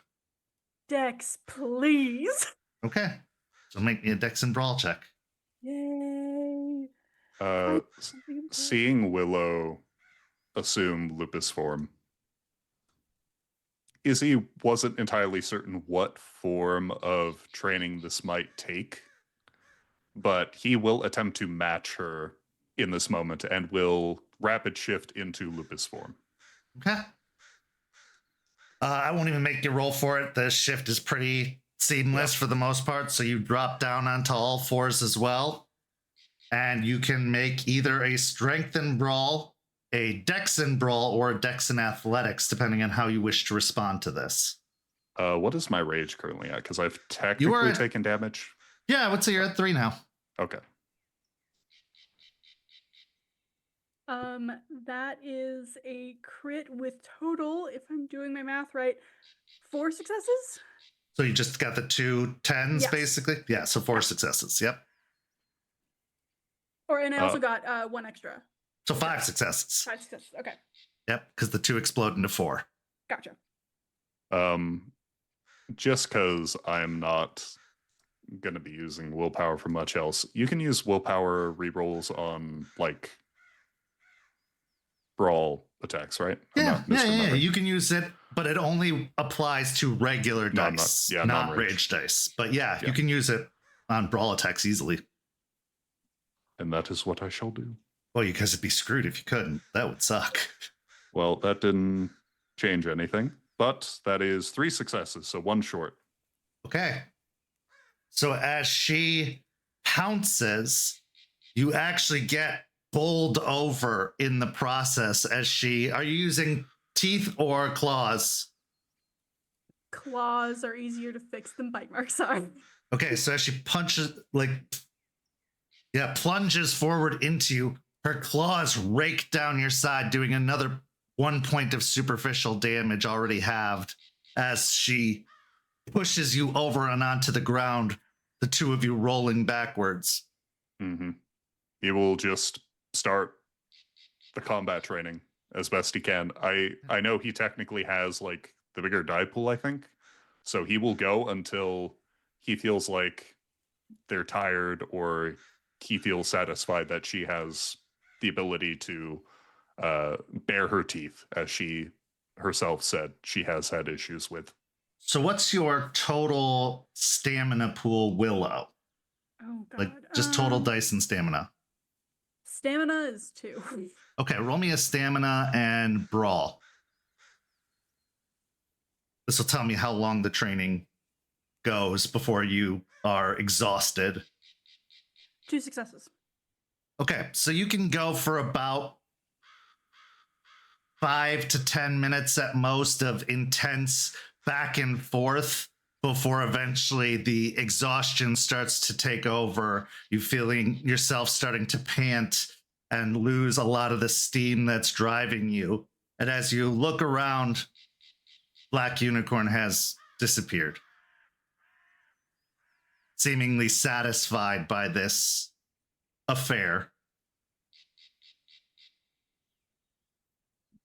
And she sort of will stop and pant for a while. It's like clearly hasn't done that in a bit with that much passion. And then remember, oh yeah, they like the other shape. And then sort of switch back to Hamid. And just sort of lay splayed out all over the ground. Izzy, who is still in lupus, watches as she shifts back and probably taking more wounds that he intended, will shift basically into Glabro and begin the process of just using the excess rage to regenerate. Sure. As he goes. Good job, Willow.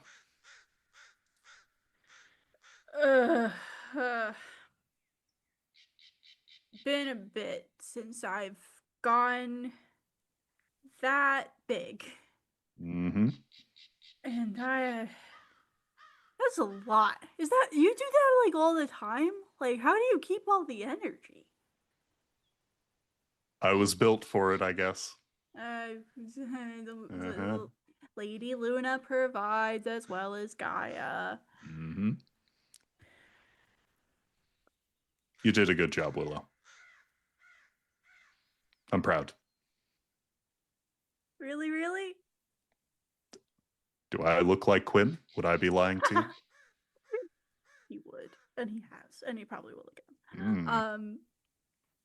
But yeah, that's like Terrence is all in his head about it, kind of when especially like making sure I stay in Hamid and use the stick. And mm-hmm.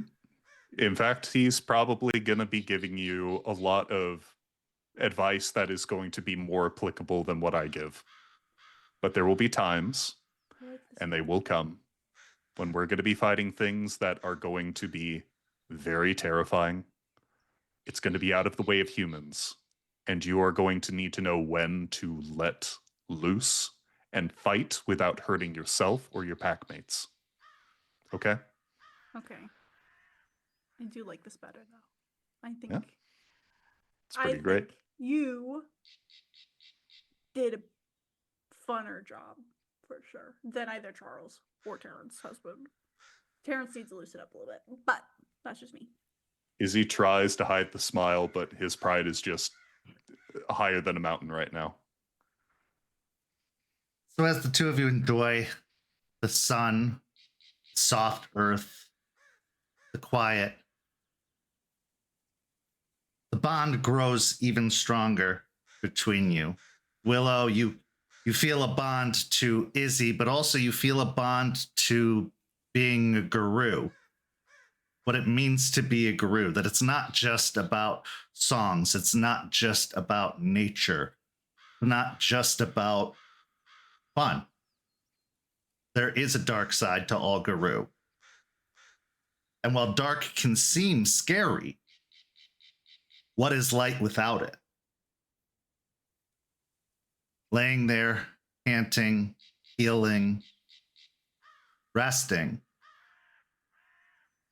As both of you kind of check yourselves for any lasting wounds, eventually you hit a point where either you hit a pants pocket or a hoodie pocket, and you hear a crinkle that wasn't there before. And reaching into the pocket, you find a small bag of Cool Ranch Doritos waiting for you as a snack. Best Spirits can be benevolent. They can be judgmental. They can be tricky. But patrons provide. And this is where we transition to our final scene of the first half of tonight's story, where a mourning guru seeks the guidance of a patron.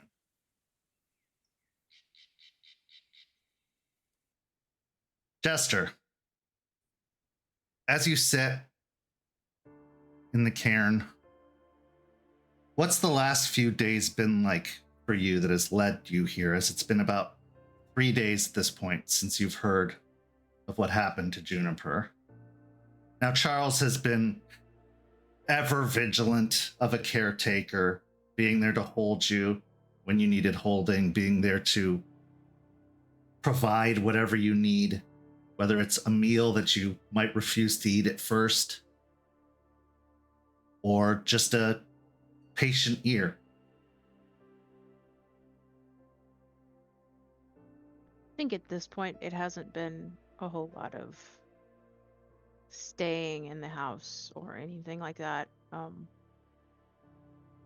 I am sad and I'm trying to understand, but I'm not. I still feel things need to go on. We need to keep working on things, and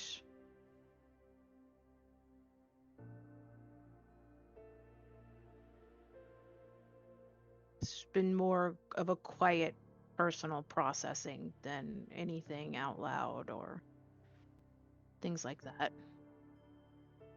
And I end up coming to the stream where Juniper and I found the rock that we used as the hearthstone for our bridge. And I'm kind of just there tossing pebbles into the stream, taking a moment just to think. As you're recounting as many of the events as possible that brought you here, most of them having to do with Juniper, finding out that there were new guru coming to Florida, finding that first meeting with the Hellhounds to be memorable, to say the very least, learning of your connection, attempting time after time to try and build that connection, but finding it difficult. And understandably so, when you've lived your whole life thinking one thing and only to discover another, that takes adjustment. Almost like the adjustment of your first change, almost the adjustment of learning what it is to be guru. And then you start to think of the missed opportunities, what could have been, what's been taken from you, from both of you, really. Because yes, some could say that Guru are one big family, but when you find out that you have blood family as well within that, that's another step beyond. You've always had a complicated relationship with family. You're adopted after all. And as you're thinking on all of this, you think back to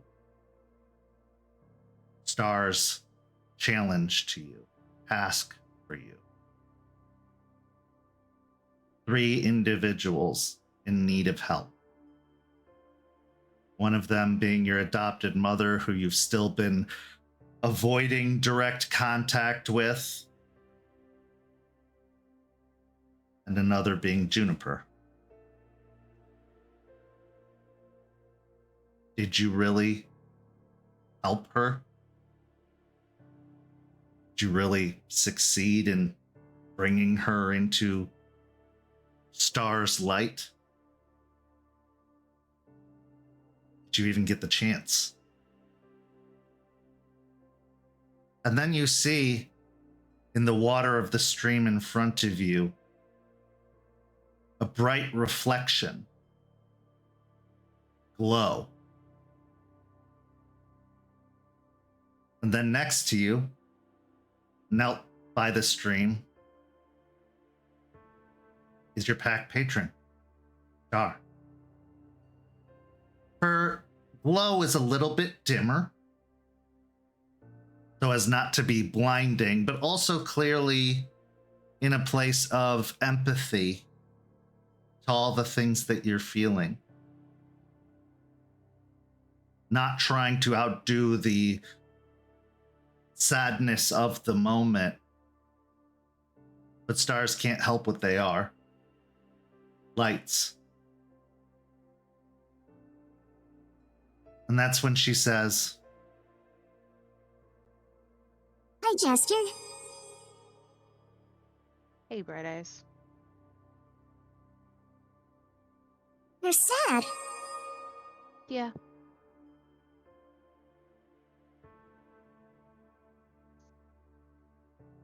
I understand why you're sad. Losing someone you care about is always difficult. But It is.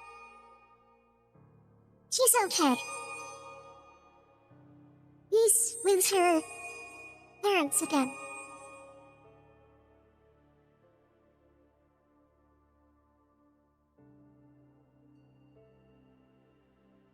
I feel like I failed you. And her. she I tried. cocks her head to the side confusedly. Go ahead. I tried to get her space to, I don't know, reach out, make more of a connection, but maybe I should have pushed harder.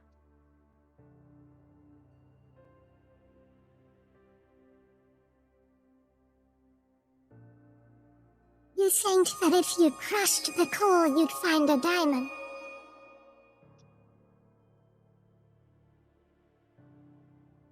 I don't know. Maybe if I don't know, maybe she'd still be here. She wouldn't.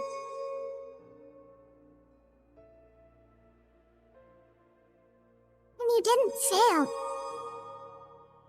Malicious Jester.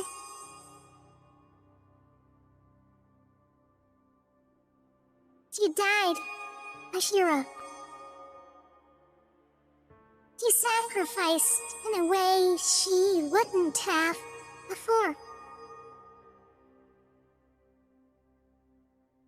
You should be proud of your sister and of yourself.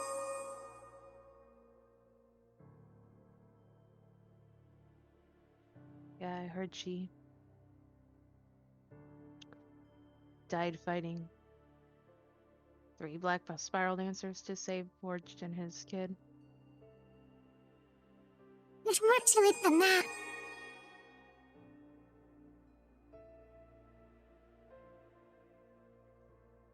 I don't think even Forge knew what happened. So, And he was dead. it will take a few seconds for that to process and roll around in her head before she... Wait, what? What do you mean? he Worse was from dead? failures died in that fight. Until Juniper traded her life for his.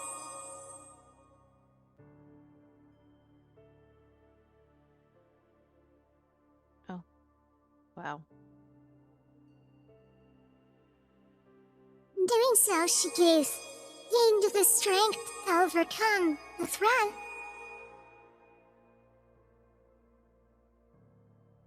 But she had to die to do so.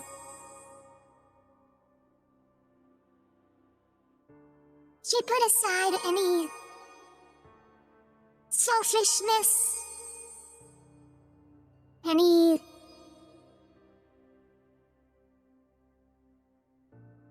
fury, any chance of a future. Save that child and his father. Because she knew what it was to lose family. And she wasn't going to let that happen to anyone else.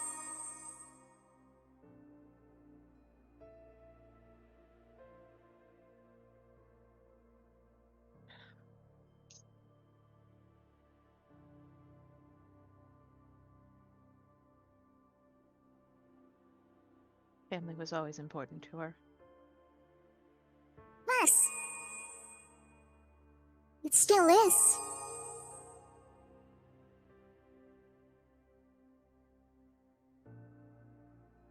She's happy. Yes.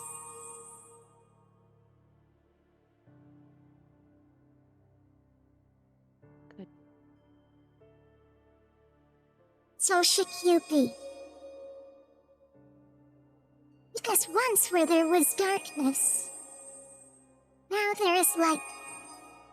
In her. When she first changed, she gave up on the idea of living. She gave up on the idea of connection, of family.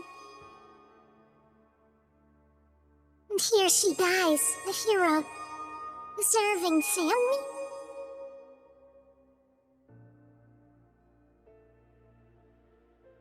What little influence you think you had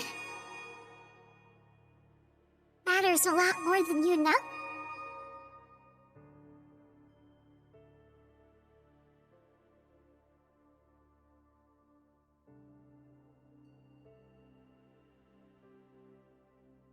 Then I am happy. I'm happy for her.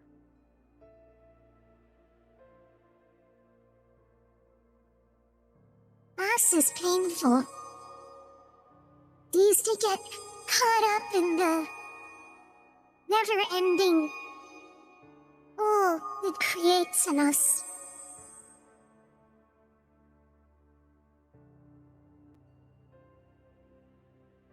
But it takes loss to appreciate what we have. I've watched stars burn out, fade into the nothing, the void of the sky. But I've also seen them born. The most magnificent explosion of light and color.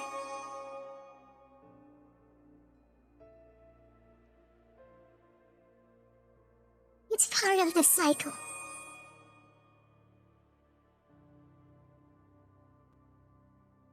Don't forget who. That will keep her memory alive. And her sacrifice not forgotten.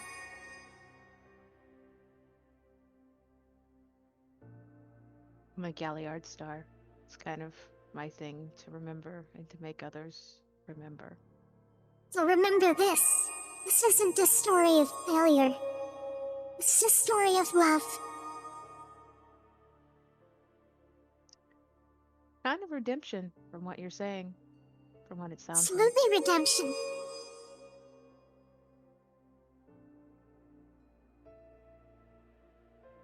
Besides,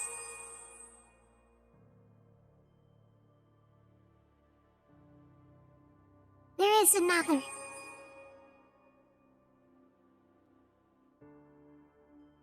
Okay. And they're a lot closer than you think.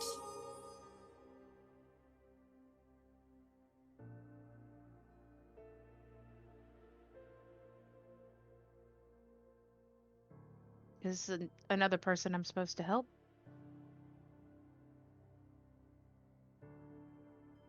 Or could help, or have the opportunity to help? Star gets this mischievous little grin on her face.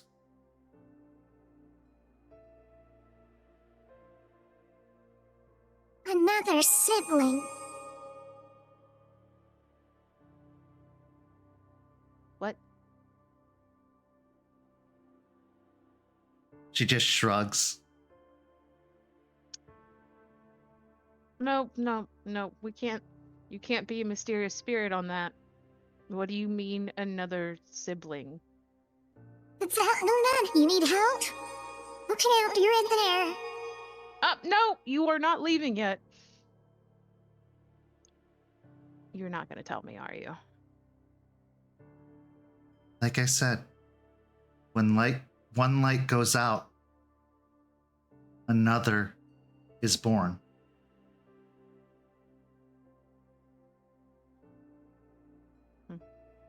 Don't give up hope. You still have a lot of work to do. Speaking of that, I have a question.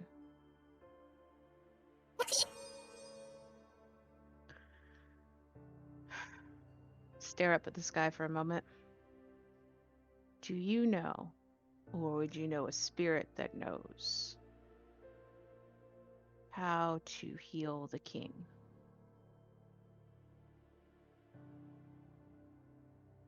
Oh.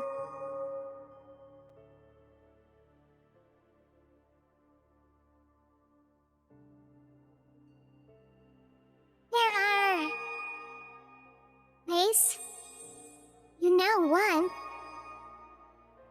The stars, or the tears. Yes. But that's not the only way.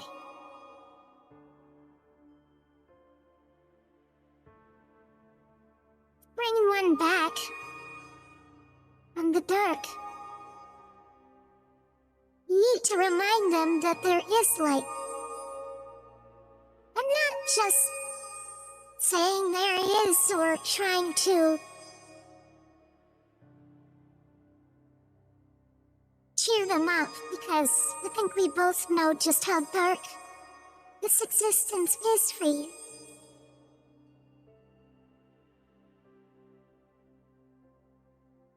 Their light. What was it that they asked before the dark took hold? What was it that they fought for? And not Gaia, not the nation. What was their hope? 'Cause yes, hope too, the spirit. And too often is it forgot, ignored. So is there a spirit that can help heal the king of the Guru? Yes. But he can't see it. So if I find a way for him to see it, maybe it'll help. Maybe.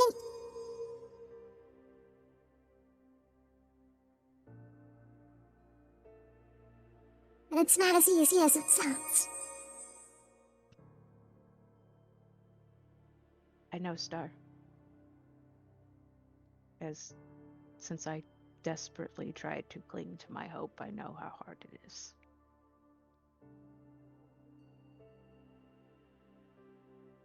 At this point, she reaches over a glowing hand and wipes a tear from your eye as it begins to fall.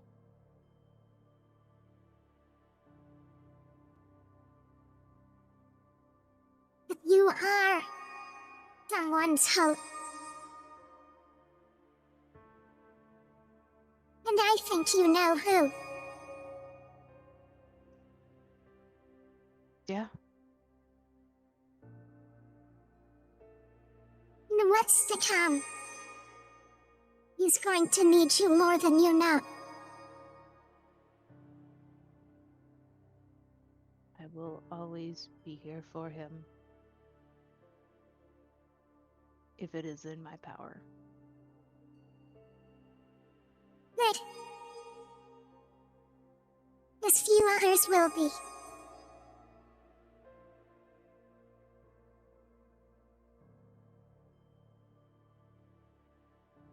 Don't lose your light.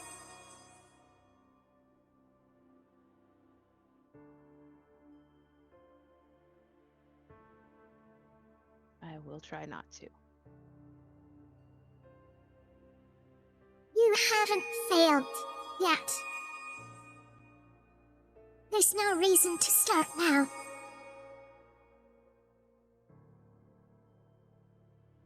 Fair. Fair. How do you like the new can? It's magnificent. I haven't seen Turtle in so long. He has a lot to catch up on. Mm, You gonna help him with that? yes. Yes, very much so. So many stories. He loves stories. Well, I look forward to talking to him too. We're bringing hope back to Earth. You are succeeding, even when it feels like failure. Right. I just gotta remember that. A good omelet takes a lot of eggs. Yeah. Doesn't mean any of them are less important. Doesn't hurt to break their shell. But we just need to make sure, as Aspen says, it's worth it when we do lose them. And she says that it means something. Same thing. Yeah. Semantics, but she's the semantical type, so if you try to quote it back to her, make sure that you say it right. Fair. Fair. I will. You're doing good.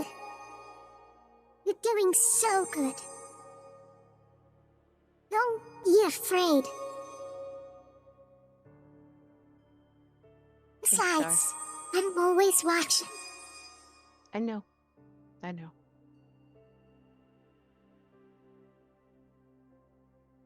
She reaches out and touches the side of your face. I lean into it. And it's warm and comforting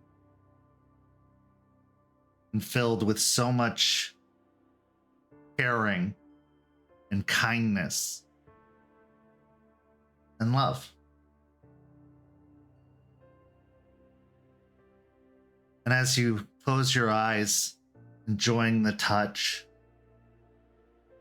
when you open them again, you're by the river in the dark, but that warmth against your face doesn't let up.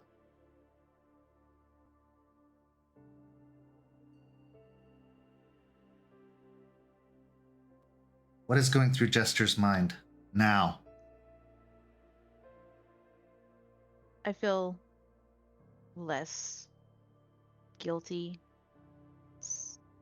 Still sad at her loss, but I am a bit healed with talking with Star about it. Knowing what Juniper did. And it does feel like it came a full circle. Her story did. And I just need to make sure that her story gets to the right ears with the right voice.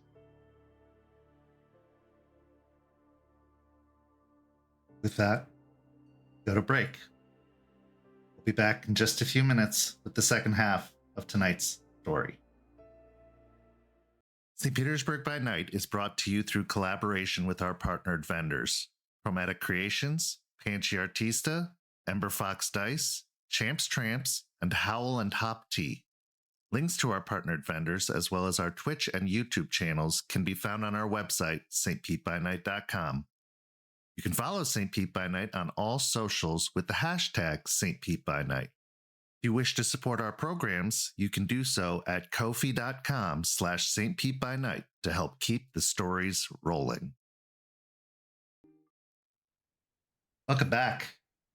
As we return, we find ourselves at the Split Helm, the bar down by the docks owned by Jason Thorne. Now, Jace, you find yourself in a haze of confusing, conflicting memories ever since the destruction of the staff, ever since the trip into the dreaming. You're kind of grasping to find what is real and what isn't. Because you have memories that are there of what you're pretty positive occurred. But as those are slowly getting overwritten, what's this new reality you've found yourself in?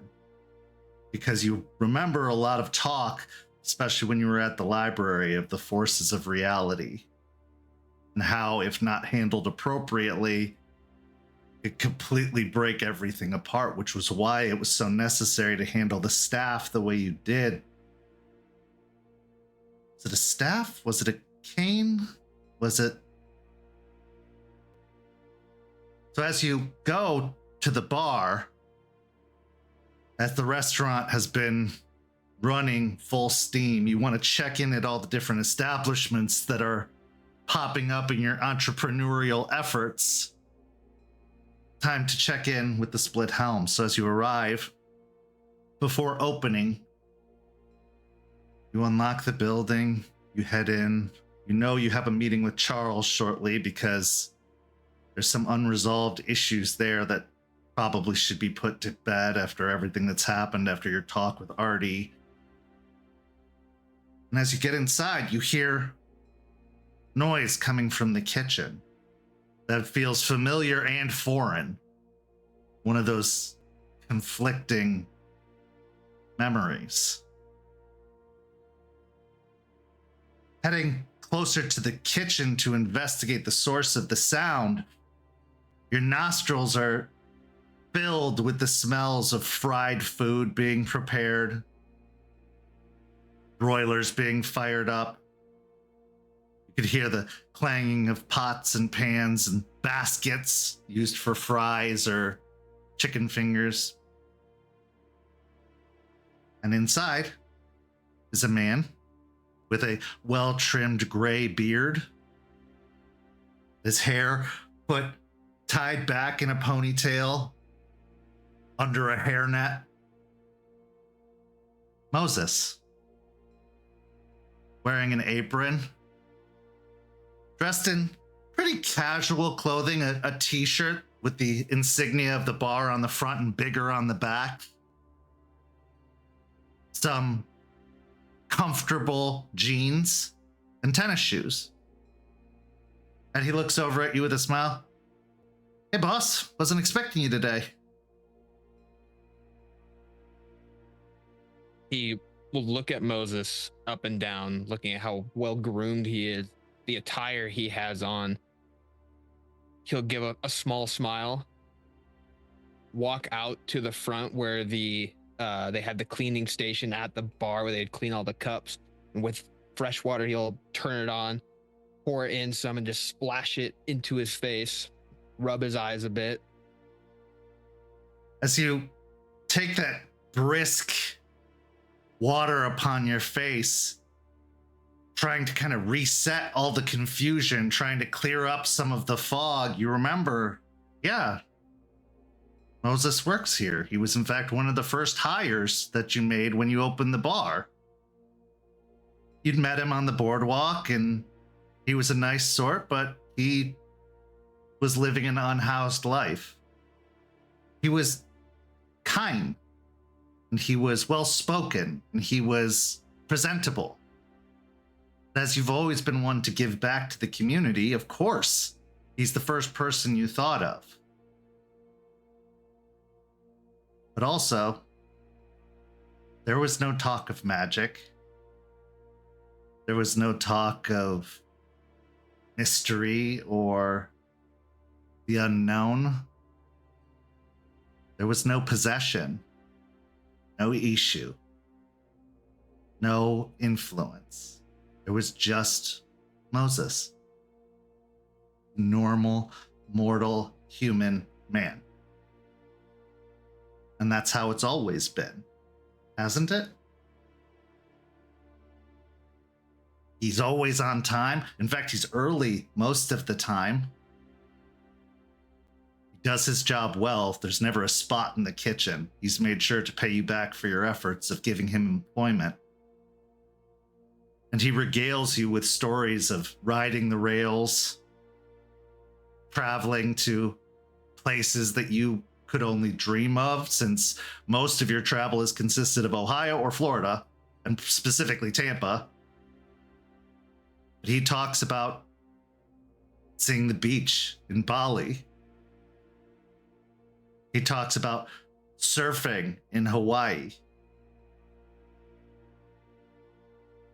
talks about going up and down the East Coast, stopping in small towns like Savannah. Not the smallest town, but more up near Rhode Island. He's lived a life. And a lot has happened in that life. But while he didn't ask for a handout, he didn't ask for employment, he seemed very comfortable in his lifestyle. When you said you were opening a bar, he volunteered. Seemingly invested in your success. Because rats recognize each other, just as kind souls do.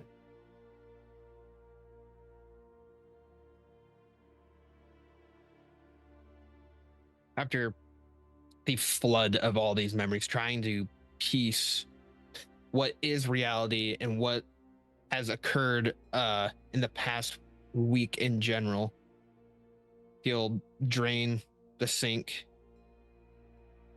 just kind of rub his hand on the bar top, and then slowly make his way back in, almost like extra slow steps, right? Making sure that everything he's about to go into, is he going to see Moses back in there? He hears everything going on, but is he making this up? Is this just a happy thing that he's just kind of projecting out there? And as soon as he rounds that corner, is it just going to be an empty kitchen? It's anything but empty when you round the corner. In fact, you almost walk face first into Moses, who's holding a plate of eggs and hash browns. Says, "Oh, made you breakfast. If you're going to be here, might as well have something to eat." He'll stop and grab the plate and look at him. Yeah, actually, I am pretty hungry. You all right, boss? He puts the plate down and just pulls him into a hug. You know what? Yeah, I'm doing really well. Moses lets out a laugh and pats you on the back a few times. Good. Glad to hear it. Every day's a new opportunity and joy. To let go and look at him like, and did I give you an extra set of keys? Yeah. Okay. I just wanted to make sure that you weren't just like letting yourself in. He'll go back to the food and sit down. A moment later, Moses comes out of the kitchen with his own plate, the same breakfast prepared. A corned beef hash with eggs. Sits down next to you at one of the stools at the bar. You sure you're doing okay? I mean, I can give you the keys back if you want.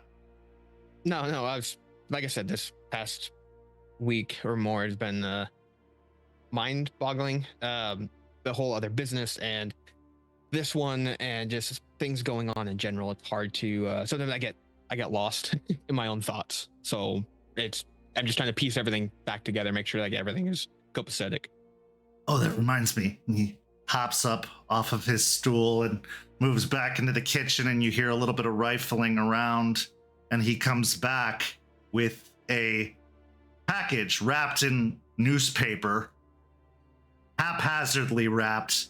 Obviously, this isn't his strong suit, held together with masking tape.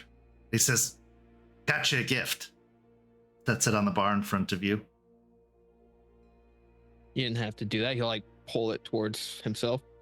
Or Ah, he says, gesturing dismissively. Open it now or open it later? Open it now. Might as well. I want to see the look on your face.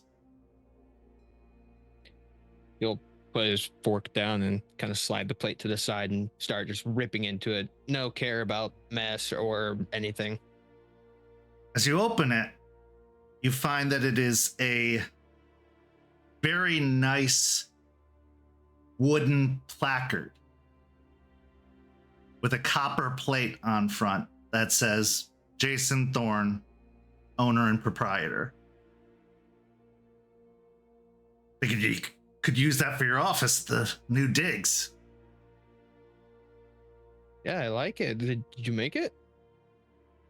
God, no. I had to order that, but I know you have skills in the kitchen. I wasn't sure if you had skills outside of that. Like, you do carpentry as well? Like, oh, I can whittle like nobody's business. You got a lot of time to kill when the trains are moving down the track, but no, this is well beyond my skill set.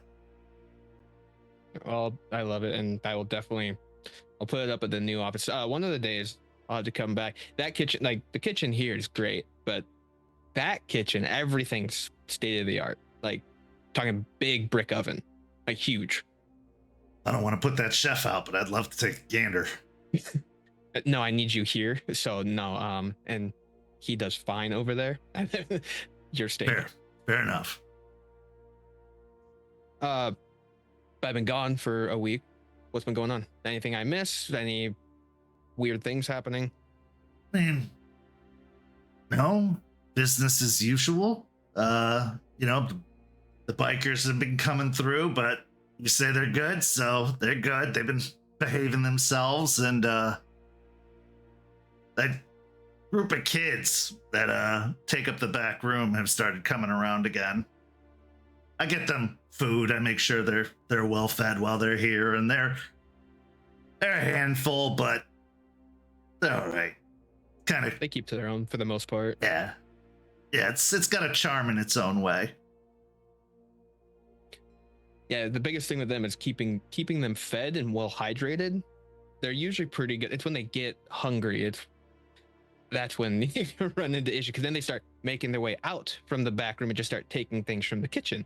Right, exactly. And we don't need anything like that. So I've been making sure there's snacks back there at all times, since I know that they can come and go anytime during the day. And just want to make sure they're taken care of. What'd they break? I'm sure they told you not to say anything, but what did they break? I mean, what's, a wall sconce anyway? Expensive, but yeah, they said you'd say that. It's fine. I know a pretty thrifty person. I'll just go with them shopping one of these days and we'll get a new one. I think they were trying to do a ring toss or something, and then it got a little wild. I just gotta get them their new toy here sooner than later, and they should stop having to make up games. Yeah, the tall, skinny one, he keeps saying, you know what would be nice? A pinball machine. As if I'm supposed to know what that means. If you see him before I do, let him know that you told me, and it's very close to my next thing on my docket list. Got it. I'll make sure they know. So everything's been good for the past week. Anything new with you? No, business as usual. No. Here during the day, crash out at my apartment at night, which I'm now able to afford thanks to you. And I don't know. Thinking about getting one of those little mopeds. Tool up and down the coast, head on over to the ocean, and maybe take a couple days off and ride up to Cape Canaveral. You know, they just launched a rocket from there a couple weeks back. Yeah, but let's back that up. You're gonna ride a what? Moped. Why? It's like a motorcycle, but less. It's not. No, yours isn't really just not. a senior moped? No, yours is a senior motorcycle. You senior fuck. No, you don't need that. We can even get you a little one. We can do like a little 100cc, 150. You don't need a little moped. That's far too much machine for me. I just need something easy to handle, not too much maintenance. It's fine.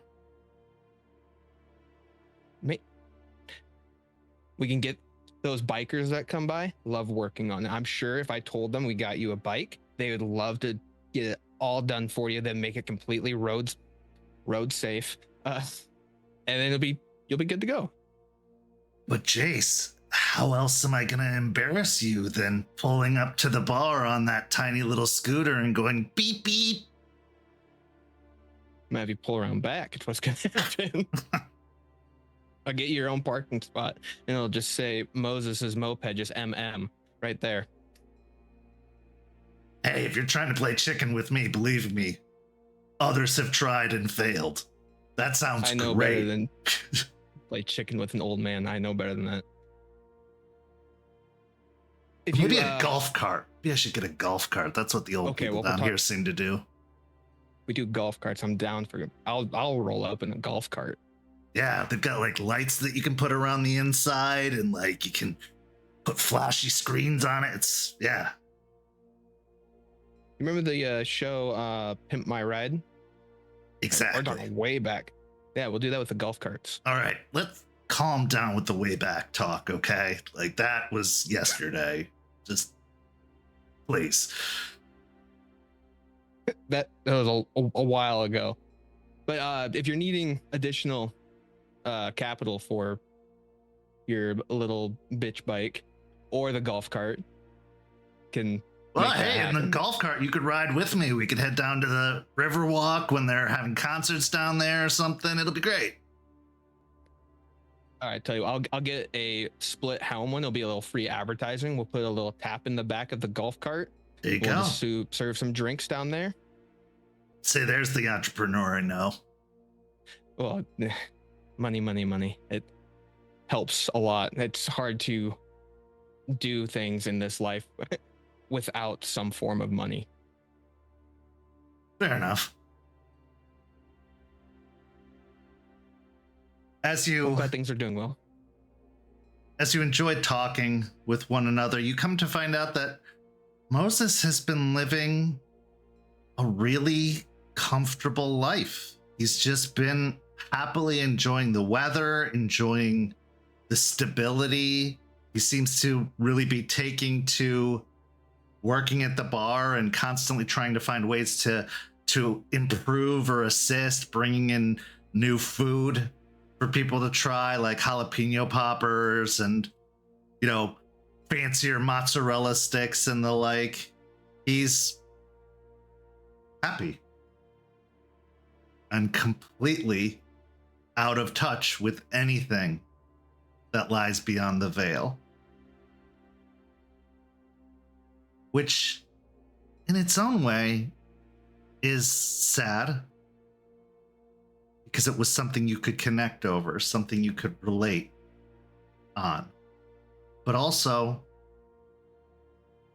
he's been nothing but a friend, a companion, somebody to keep you grounded in the day-to-day. Another who knows the city. another who knows the streets,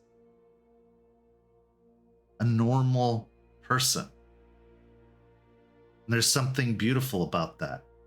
Because in the other reality, he was a lost, confused man with large gaps of time missing in his memory. But here, he has a vivid story, all of which he remembers with a sharpness and wit of a life well lived and a strong mind. Because they can cut off your access to the weave, but they can't dull your mind. It takes a certain kind of mind to be a namer. Eventually, he says, well, it's getting close to opening time. I should get in the kitchen and make sure everything's ready to go. You good? You need anything else? You know what? I'll make them. If you can just clean this up, I got a meeting coming up. On it. He stacks the 2 plates and wipes down the bar top before taking them into the back to be washed. Eventually, there's a knock on the front door, very precise and sharp, rapping of a very strong and heavy fist.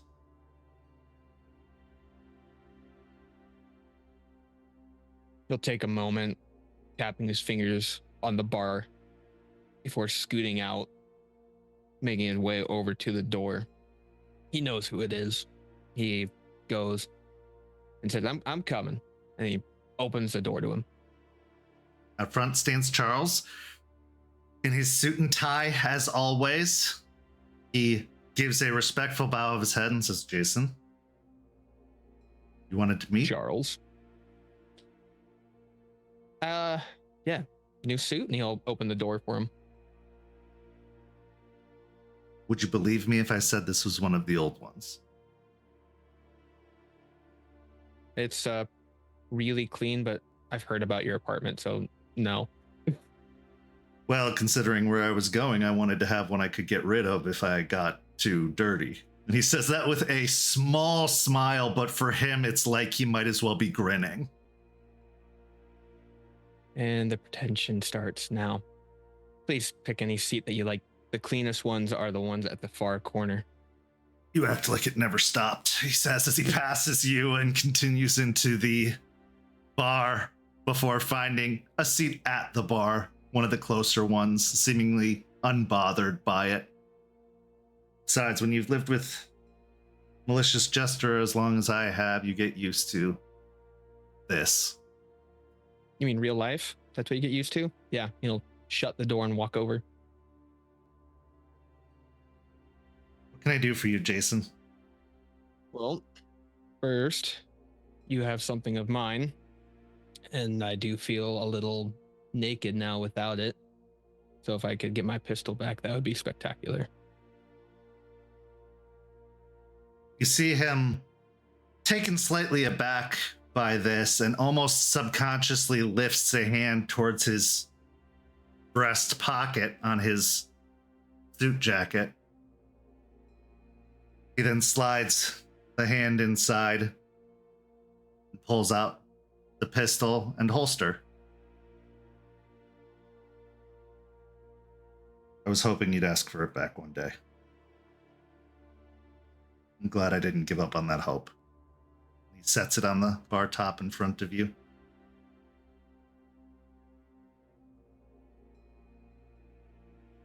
The feelings that I have are still there. But I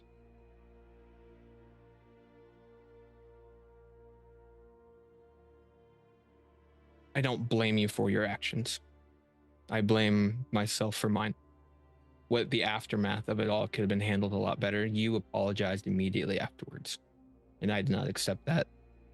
I had things from my past that brought things to the forefront, and that was not your fault. There are things that I just bottled up and did not process properly. So for that, I am sorry. I've had a lot of time recently to think about promises. And I broke a promise to you. One that I didn't think I was capable of breaking, to be completely honest. And you have every right to feel the way you feel about that. If it reminds you of something from your past, all the more reason.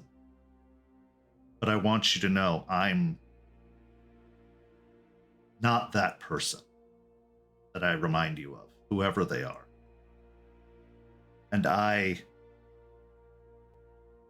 never want to be the cause of any pain for you. You bring so much to this sept, to this pack, to this city, and to me. And I have never been good at showing it, because vulnerability meant weakness where I come from. And my past is reminding me of a lot and showing up more and more, it seems. And I don't want you to be another regret I have. So while I can't promise you that I can maintain control, because that has come into question now, and I have proven that I don't have as strong of a hold on it as I thought I did, I can promise you that I will never not apologize for it if I do lose control. And I will do everything in my power to make sure not to hurt you.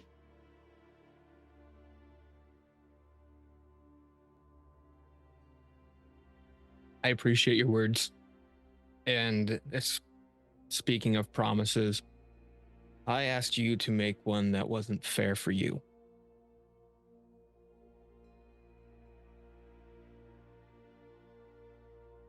It was one of the easiest promises I've ever made, because I've always felt that way. Yes, but at that moment, I was setting you up for failure because I wanted to watch you fall off that pillar. And the oath itself that was made, I want you to still keep it, but I want to make a few addendums, if that is possible. You asked for it. Don't see why it wouldn't be. You did swear it to me, and he'll look around, make sure, to the big lady itself. So I feel like if anyone's going to do it, it's going to be me or her, and she doesn't really step in on these kind of things. She is not very talkative. No. The oath, in order to keep everyone safe and no harm. Charles, you hold a wisdom that no one else has in this sept. You have knowledge of how things were ran before this, and you have the vision that we have here. And sometimes people get hurt. And sometimes that needs to be allowed, and you can't properly help us if you're constantly avoiding pain. And that means for everyone, it's going to be extra difficult for you to get everyone up to speed, especially the new ones that have been coming through, if you have to baby them the whole time. And honestly, that's not fair to the rest of us who have trained with you and weren't babied. So trying to make sure it's an even for everyone. But Yes, your understanding on... Yeah, go ahead. I've had Delphine asking if she can use the barge, or if that's still available as a method of training.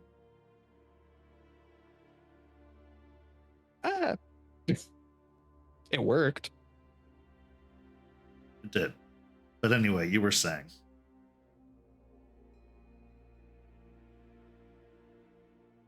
The scars that you bear from your childhood,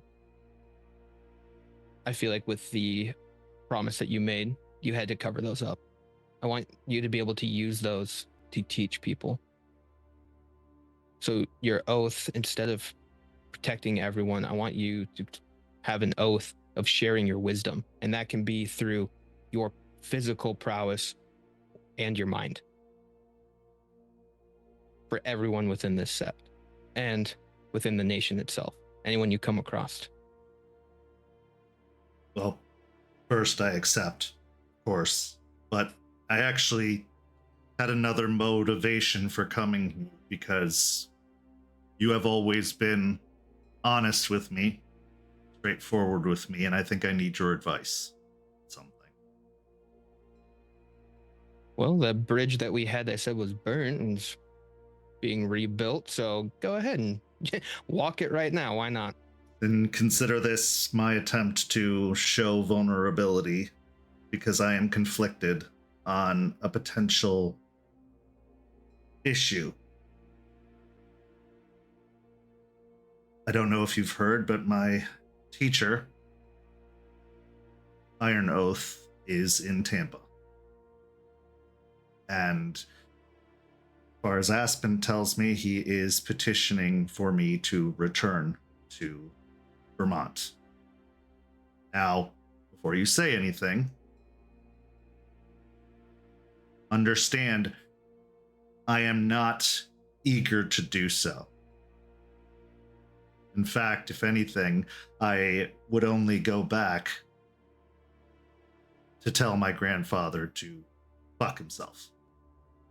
Whoa, that's a big word for you. I'm quite aware Jester is clearly getting to me. But I'm conflicted because there's also a very strong opportunity for change to further the goals of what's being built here and to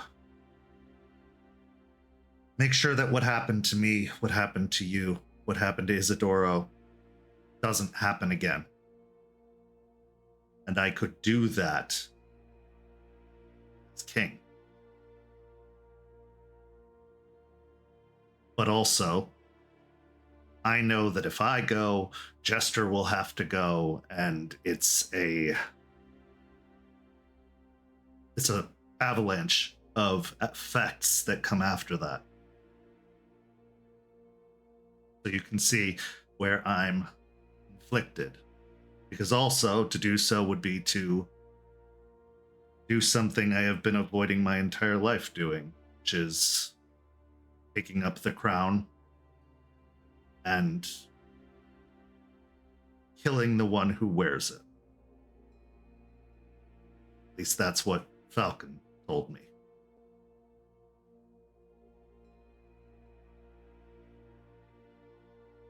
All right. Well, let me tell you something from those at the bottom of this nation that you would be king of. You go there and try and make change, you're going to get a lot of pushback. Because if you try to make the changes here, you're going to have to deal with everyone that's stuck. How many allies do you have outside of here that would follow you up there?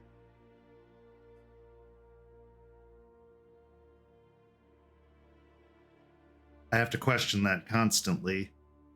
Isidoro's reaction to seeing me again, I'm sure, mirrors the reactions of many others that I was with over these past few years. But also, at what point is there nothing to save? And what does that mean for what we're meant to do? And I know Those fair questions. Outright refusal could bring a great deal of hardship to this place and what's being built here, because you're right. The court has always had machinations, motivations, advisors. My grandfather's not a bad man, but he's been burdened for far too long, lost far too much, and now is a puppet for those machinations. decisions have become questionable, his choices have become problematic, and the nation is crumbling. Which, with all this new way of doing things that I'm learning, I would say good, as much as that pains me to say, but also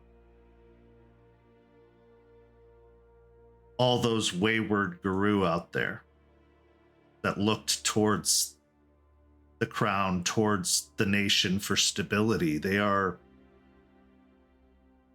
at risk. What happened to your former sept, to the Michigan sept, the Wisconsin sept, that could just be the beginning. And if they can't see it, can't prepare for it, can't know that there's a nation to support them and back them, should it come to that, they will all fall one by one.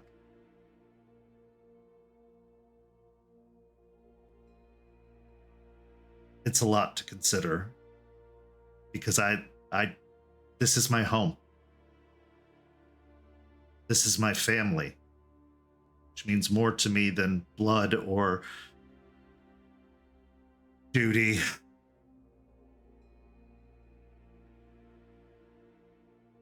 But also, Jace. I would be putting them at risk, because the nation will lash back if I don't answer their call. Jace will look at him with a big smile.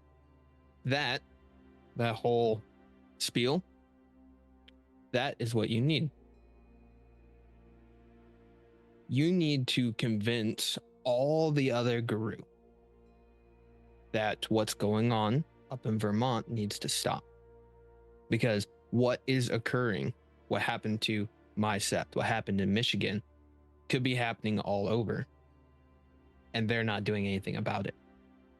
You're wanting to do and make change. And that's what we're doing here.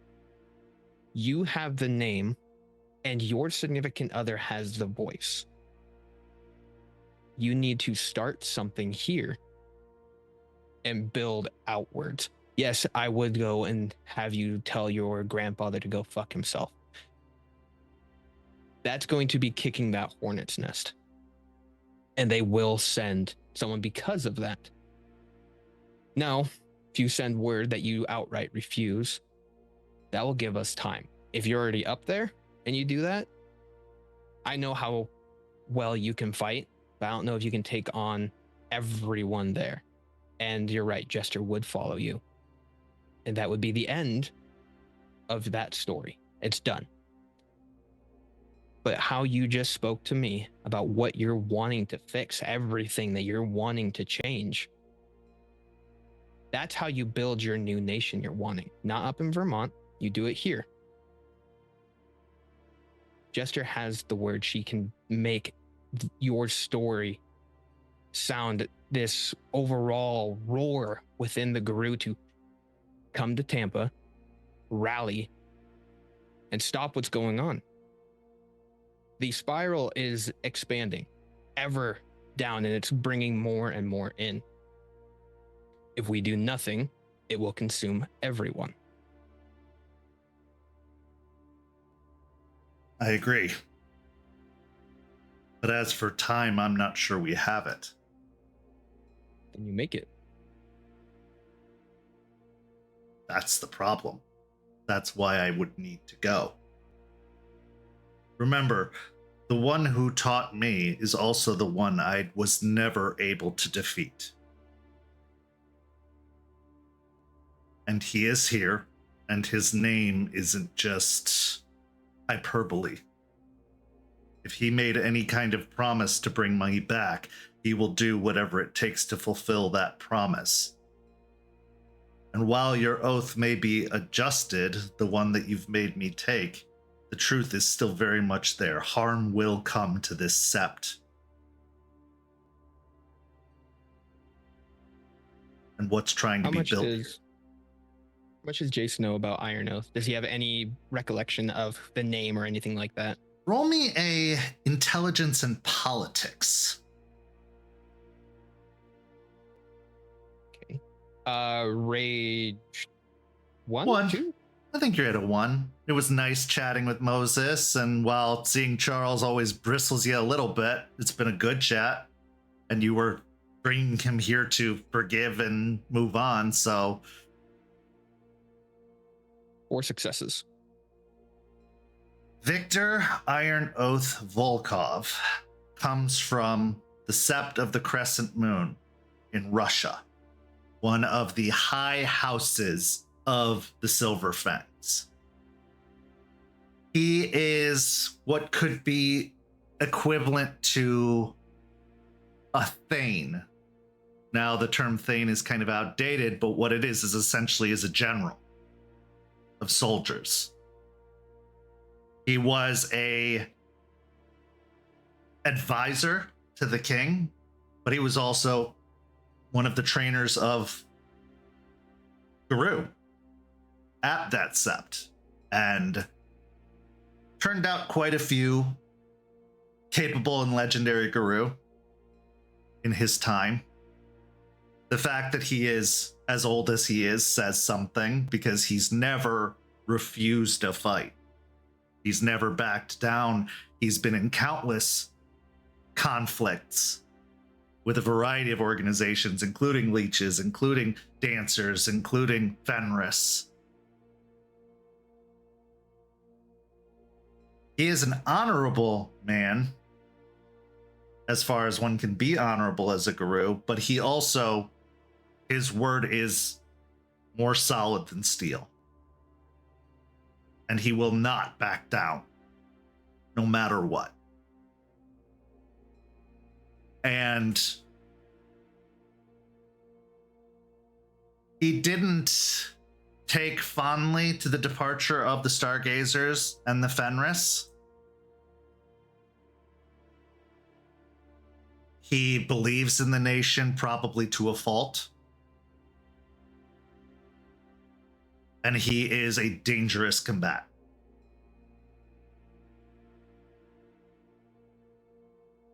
Jason will sit there for a little bit, molding over everything that he's heard about Victor. And look back, Charles. Okay, thing about Iron Oath. He trained you to be the person you are, right? And you've always been this person, but you were striving to be the picture of what they're wanting and not being true to yourself. You've always been you, and you became you here. Iron Oath did help mold you into what you are. That time I'm talking about, you need to have a conversation with him and show him what we're doing here. Because if anyone is going to be able to buy us enough time, it's going to be him. He can go back and let them know what's going on. Buying enough time for us to do something here. He will not leave if I am not with him.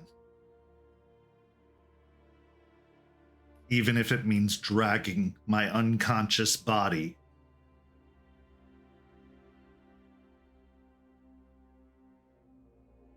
Did he give a time frame?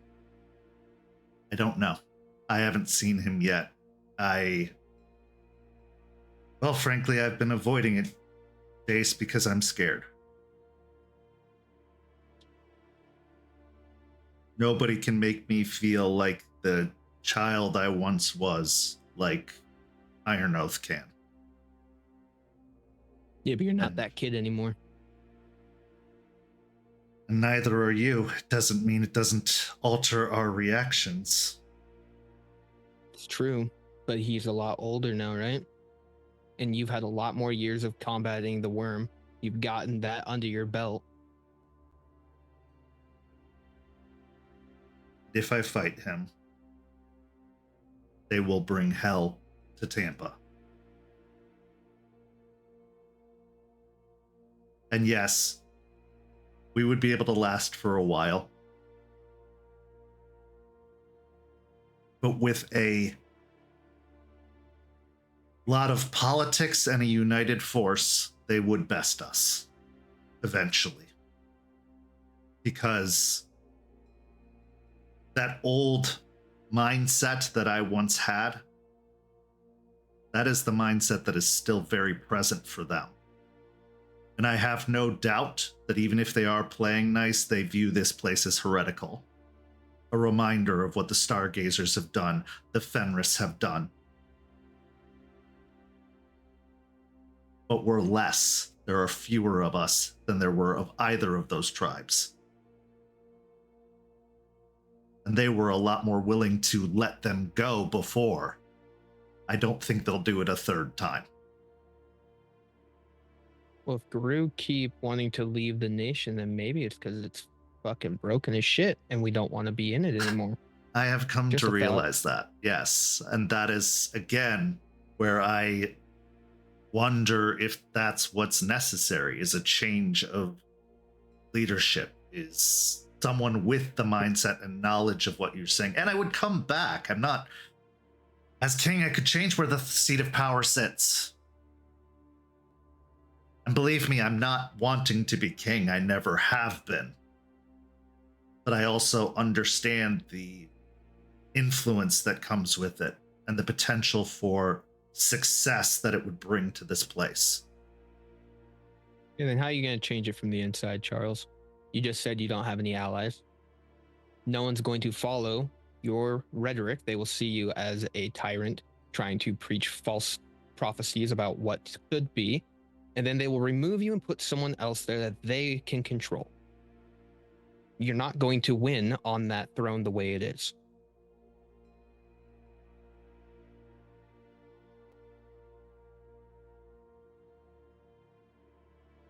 I worry about that also.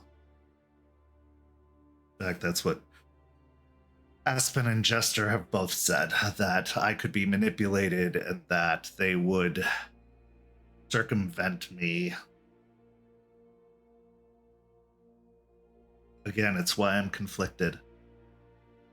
My gut reaction has always been to fight, to serve. It's only been here that I've changed that. So what if this reaction to stay and fight what they want is the wrong reaction? Is that training just altered?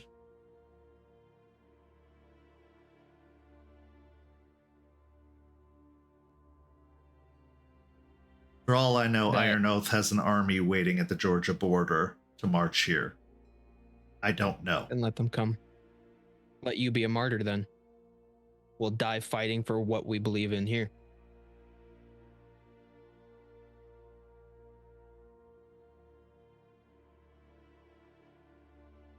I hear you. Going there will be a death sentence for you and everything we believe in here. That is my advice to you. Now, going up there and maybe giving them a heads up. I don't know how Silverfangs do their politics. Usually we rats sit around and we have pizza. That's kind of how we do our thing. But I don't know if you all would honor you going up there, saying your piece, saying this isn't something you want. You don't want to sit on the throne the way it is. Would they honor war at that point to let you return? To be honest, I don't know, because going against this is also going against the Silverfangs as a whole, because this was a destiny passed on to me by Falcon. Did he say you'd sit on the throne the way it is, or did he say you'd make change? He said I would take up the crown and defeat the one who carries it. Okay, and what does the crown currently stand for? Struggling and failing nation. And defeating it could mean more than just taking the crown away from the person that holds it. I know.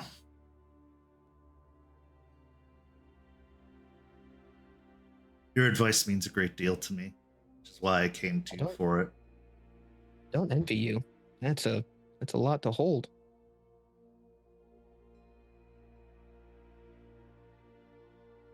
I've been holding it my entire life. I'm just now faced with consequences for others should I continue to deny it. Before, I'm sure they viewed me as a petulant child trying to come of age and earn that honor. But now, when you say die fighting for what we believe in, that sounds all well and good, but I don't want you to die, Jason. I don't want Aspen to die. I don't want this vision for the future to die just because I'm too proud. Story of Turtle is about pride and sacrificing oneself alone. But if they hadn't, that evil would have won.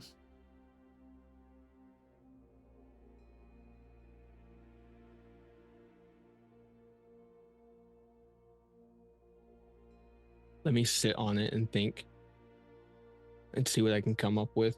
Maybe there's a loophole somewhere. Maybe I can dig something up on your friend. Maybe give you a little bit more room to breathe.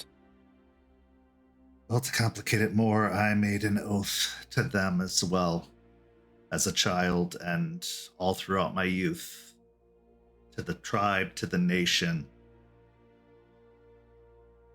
Oh, that is another complication to throw into it. Was your oath to the Guru or the nation as a whole? I think you know. I'm trying, man. I appreciate it. I also hoped you could find a loophole. If anyone could, you could. Like I said, give me some time. I'll find some. He's in town, right? He is. Okay. Yeah. It's gonna take a lot of digging because I feel like someone like that keeps things very close to their chest. Yes. He isn't like most Guru. The world of humans that he fights for, he has no interest in. So he's not going to have a large footprint in the mortal world. But in the Guru one, and the spiritual one at that, I'm sure in his time he might have angered some spirits in his time from Russia to here.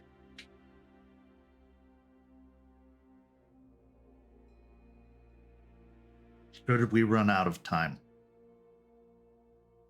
I am going to do what I need to do to protect this sept and buy it time.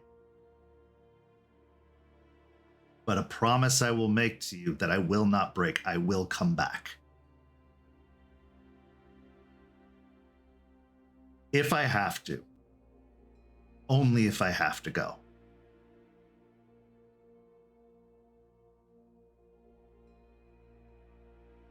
I hope you don't, but if I were in your shoes, I unfortunately think I would do the same. But luckily I'm not in your giant shoes. No, I wish I were in your tiny baby shoes. Okay, they're 10 and a half to your, what, like 12, 13 ginormous feet?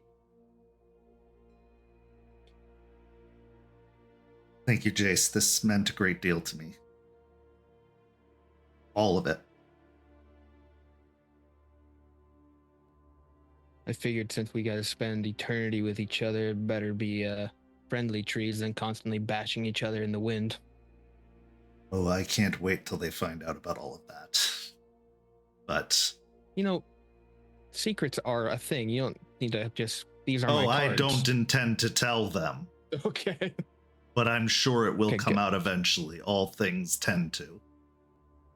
That's fair.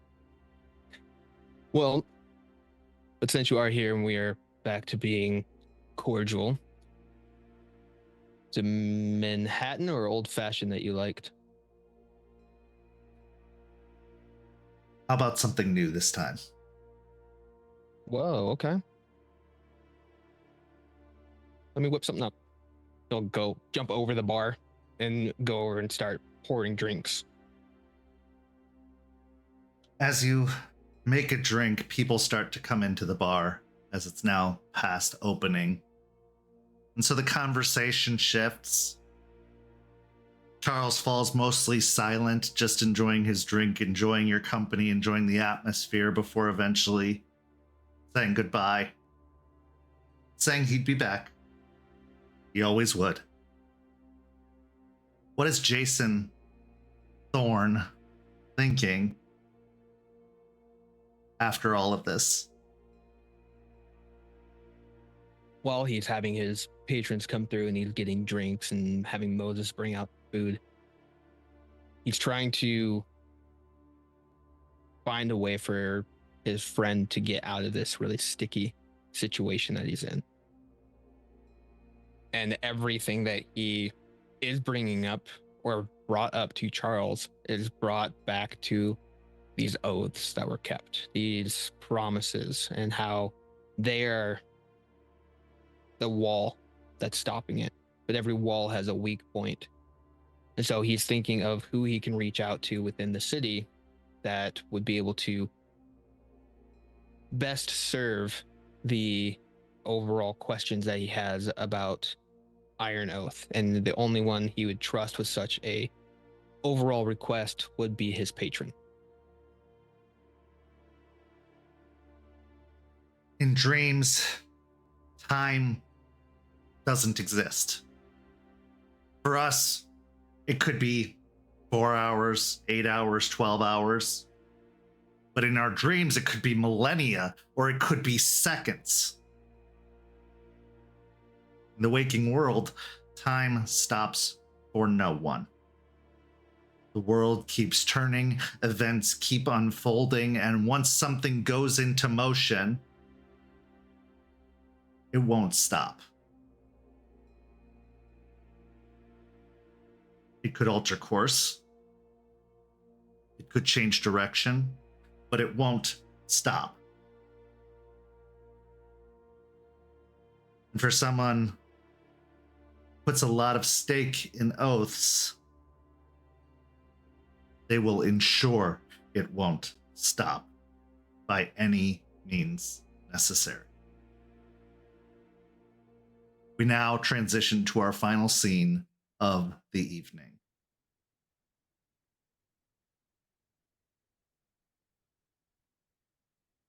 Aspen, you have had so many new developments brought to you since your return from the dreaming.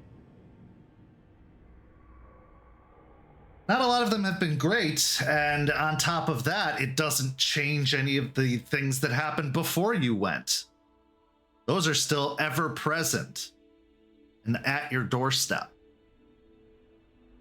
Iron Oath is still in town and is expecting correspondence and further negotiations. Matthias has been strange. You're finding out more and more. The Hellhounds want to open a new sept, or a new cairn. My mistake, cairn. And you've lost a sept member. It's hard to see far in the distance when the present is just constantly bombarding you more and more. And all this talk of oaths, destiny, it's making it even harder to see beyond. And that's what Silverfangs are supposed to do. That's what their patron teaches them to do, is to look further, to not dwell on the present, but to look ahead, plan, execute. Move. Since you're feeling stuck in this particular moment, what's going through your mind and what are your intentions? Since being back from the dreaming, it's one of those situations where Aspen is usually the person that hops out of bed, gets dressed, is on the move, is ready to tackle the next thing. But it's becoming in the last couple of days just one of those things where you lay in bed. She lays in bed with Artie, just bemoaning the fact that she has to get up and do work and more work. And when does it end? And where do we go? And what do we tackle first? And it just becomes this loop of where do we go? So as much as she wants to tackle all of the things all at once, it's just overwhelming. So she needs insight on a lot of things. And particularly this looming iron oath. This oath. And who better to talk to than the one that foresaw it all those years ago? So where do you go? What do you do? How do you approach your patron? She goes off, just out of the cairn, on her own. She's been around these parts. She's hunted with stakes and Jester around here. But there's a particular spot that she was at with Jace, a spot on a log up a hilly area that just she remembers comfort in small moments. So she goes there and she grabs the feather that she has, a little wooden falcon totem, and she puts them out and puts them in an order that she's now very used to, and holds one of the feathers and runs it through her fingers as she does spirit summoning to speak to Falcon. As you initiate the rite, calling out to Falcon, your patron, you've come to learn that when you call out to patrons, it's not necessarily the patron themselves that answers, but if you are connected enough, an avatar will. Without needing to make a roll, as this is your patron, and the difficulty would be quite low. Shortly after you make the call, the sounds of fluttering wings, an almost deafening cacophony of wings, as if hundreds of birds took flight all at the same time. But only one bird arrives. Silvery gray falcon lands upon a branch just above you. It looks a few times, surveying, studying, and then hops down, flapping its wings a little bit more to come down to your level. Lands on the ground, does the little bird walk forward towards the totem, pecks at it, looks at the feather, and then up at you.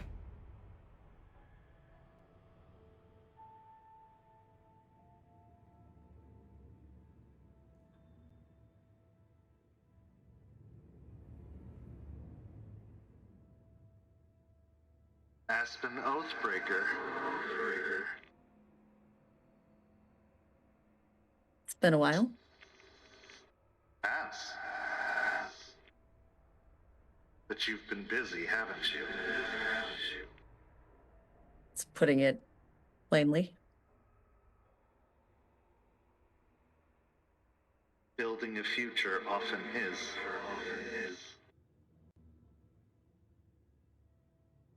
Yeah, building a future kind of just feels like putting out fires right now, but the vision's there.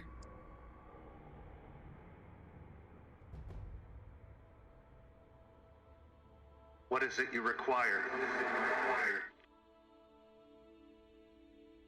An explanation.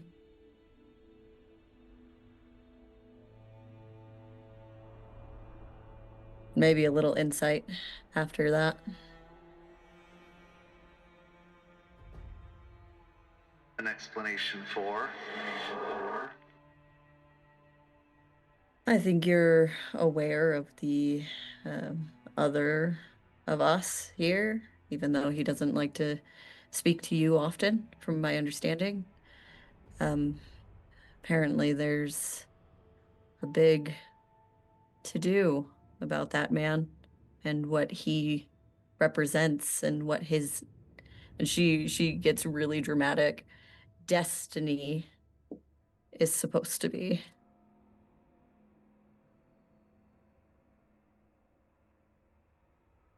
Seems fairly straightforward. What explanation is necessary?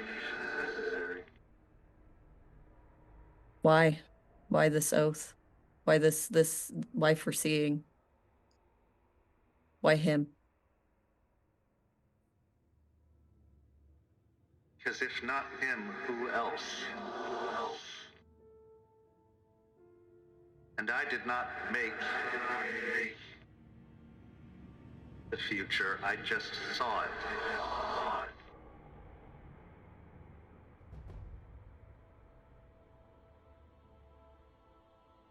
Why does it have to be the way it's always been?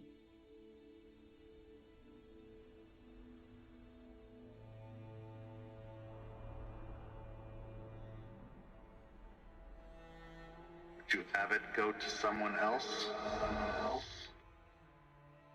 You know as well as I. At one time there was only one fit to wear it. Your time has come, and it has gone. Now another must. Why? Why does it have to be that way? That was so long ago. You look at me with your judgment. But then what's the point of me doing this? What's the point of everything?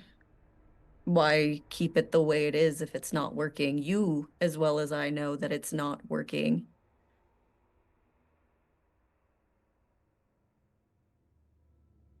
Was working once.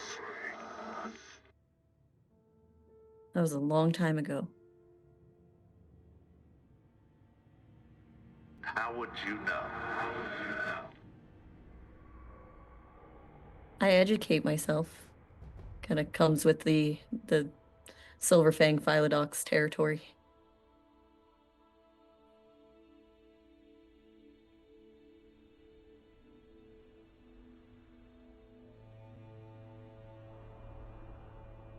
Change doesn't happen overnight.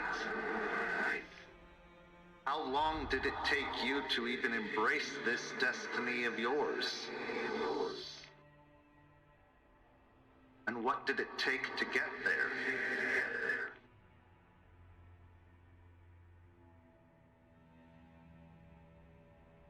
It took time, it took effort. Not saying it doesn't. I'm just saying repeating patterns doesn't put a lot of onus on change. Some things don't have time. Or are overdue to occur.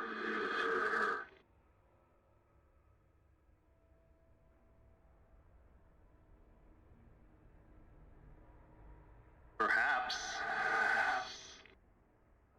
the state of things now is due to a failure to accept what must be done.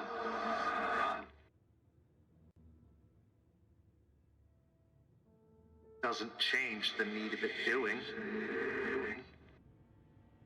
It just postpones, and with that postponing comes consequences. The nation being shattered isn't because he postponed. He's not that old. Neither are you. It's true. But the nation was shattered before he was ever born. Isn't that right? The Fenris, the Stargazers, they left before that. Yes.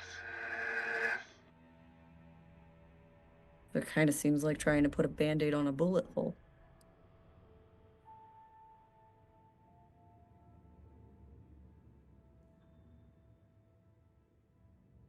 And your philosophies, your vision,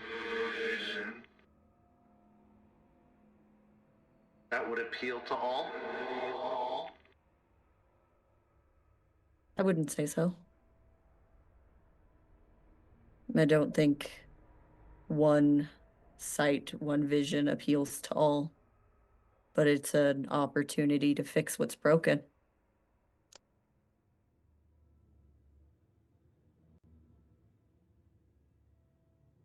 Why do you care?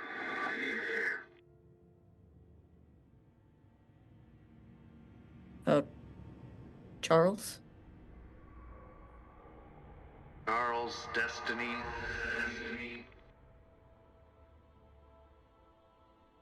Because I think it's unfair. I think it's not what this is meant to be. So is the life of Guru. Unfair from the day they change. But the scales have been tipped outside of our favor for quite a long time, and I'd like to just notch it a couple of meters our direction. Who's to say this wouldn't? Didn't work the first time.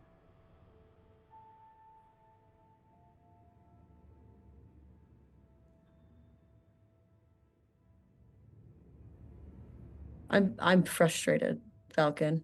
How long do we follow destiny and lose?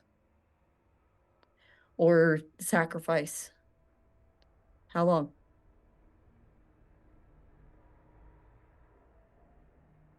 It's because of your last encounter with destiny, isn't it? It's because of a lot of things. It's because of that. It's because people deserve choice.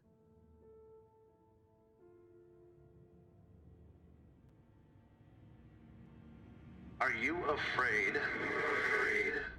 of what it would do to him? Or what he would do to you?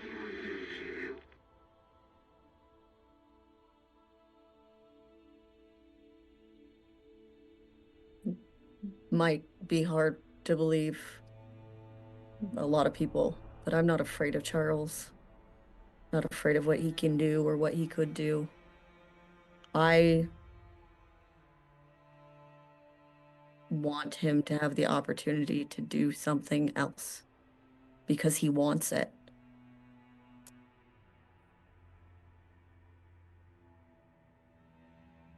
Talk a lot about want, but you can't want to not be Guru and it happens. You could want the worm to be defeated and it's not. I appreciate your desire to make others believe that they can have what they want. But some things just are. You changed. You are Guru. Even if you gave yourself to Harana or Hoglost, you would be Guru.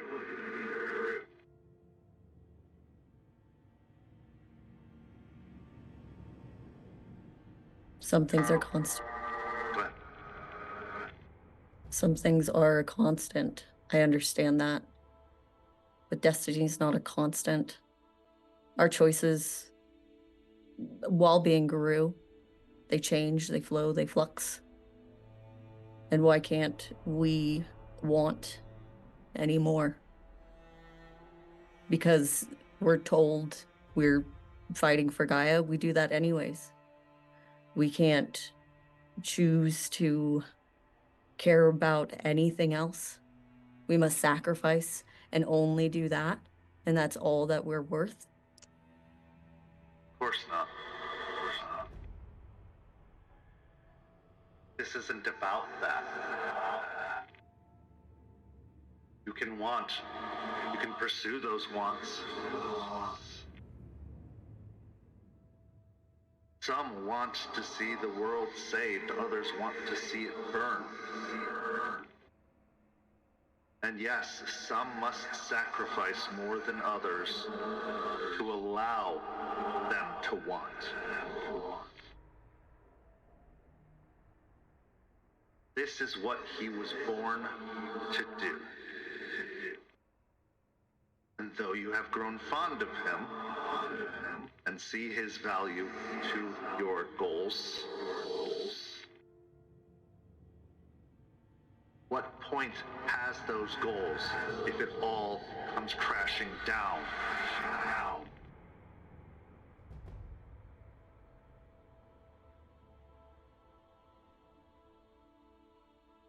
Was it what he was born to do, or what is it what he was trained to do?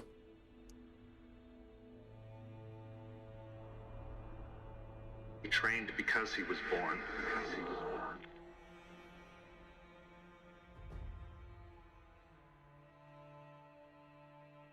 The destiny wouldn't have changed had he lived a normal human life as a child. He would just have been further unprepared for it.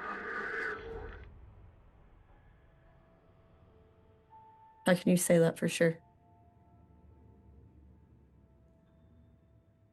My point is, we aren't born to our tribes. We're not born to that culture. If it was, we'd be assigned as soon as we became Guru. But we're not. We choose, or they choose us, because we're not born to it. We make choices to get there.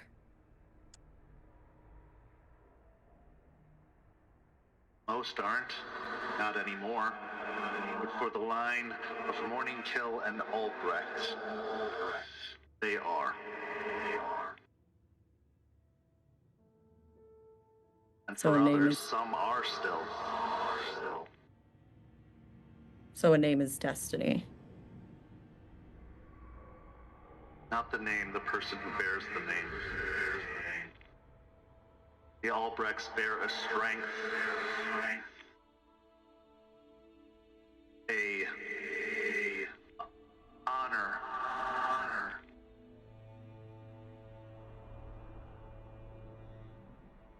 This wasn't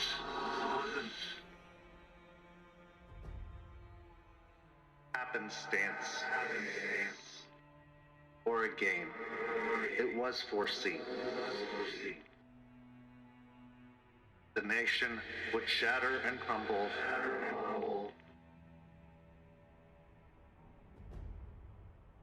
And would be rebuilt.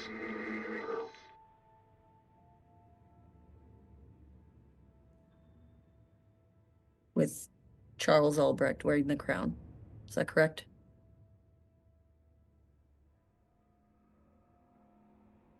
What exactly was this vision? Could you enlighten me? And Aspen is much more combative than she's ever been with Falcon every time she's interacted with them. This is very uncharted territory for Aspen, but she's just so angry and so upset by everything that she's combative with Falcon at this point. Are you entitled to that? It's not your destiny. I'd like to know. Roll me a charisma or manipulation and intimidation. Because you are not coming from a persuasive place.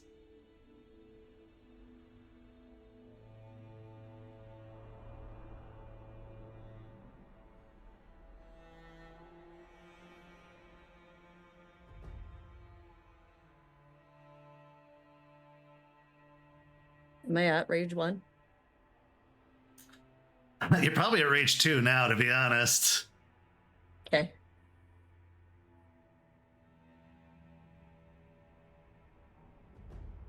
Three.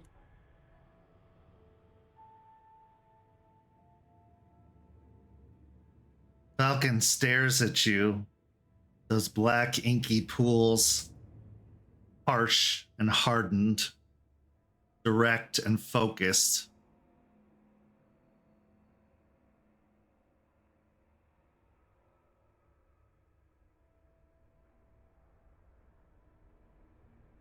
The time will come where you must pick up arms against the one that wears the crown. At that time, you must defeat them and take it for your own. Or else, all will be destroyed.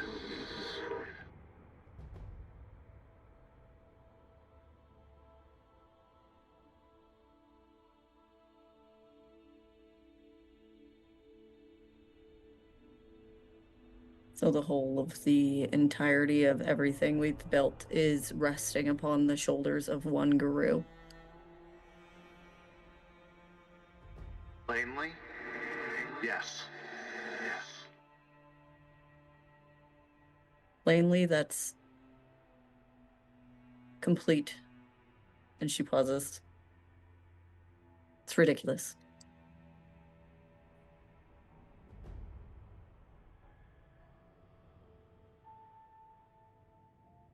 I didn't create it. I just hold it.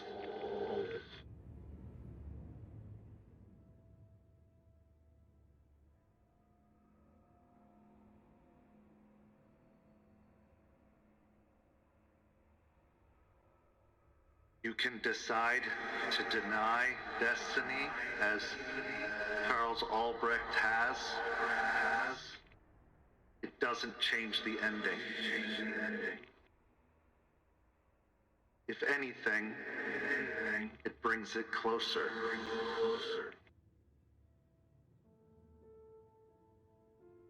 Three septs of your brethren have fallen. Was that happenstance, or was that consequence?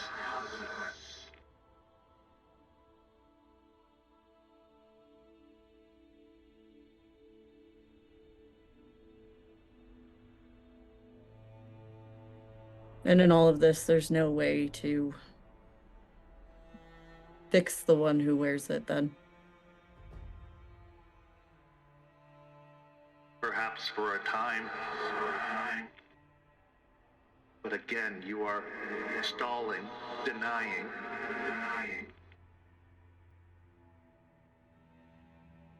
Some fights have met their end so that others may begin.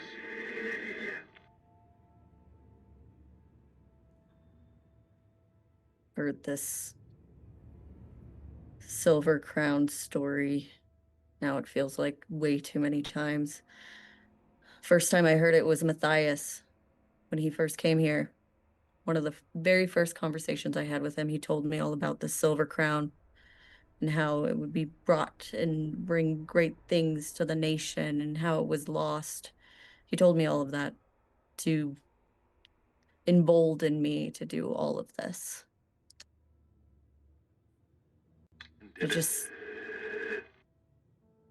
It did. But the thing is, I didn't need the crown. You didn't.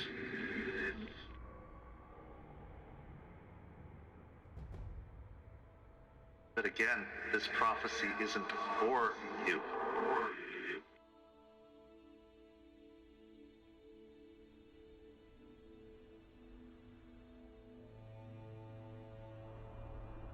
So what do you suggest then, Falcon? You go there, take up the crown. We continue doing what we're doing here. What?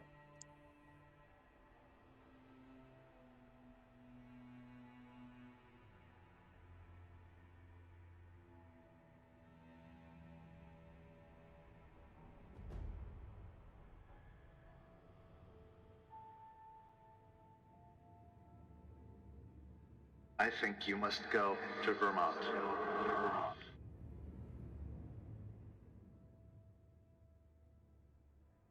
As must Charles. The time to deny destiny is running out. Very quickly.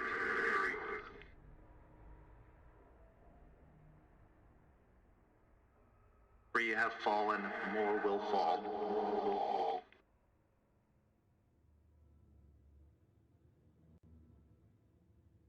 Apocalypse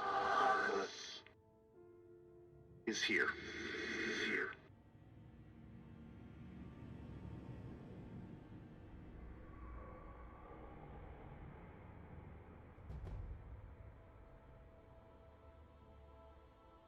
And that's what I will do, oh wise Falcon. Before we depart, any insight, any help you have for a ghoul in a prison or a, I don't know, group of vampires, leeches that are running amok? Anything you can help me with there?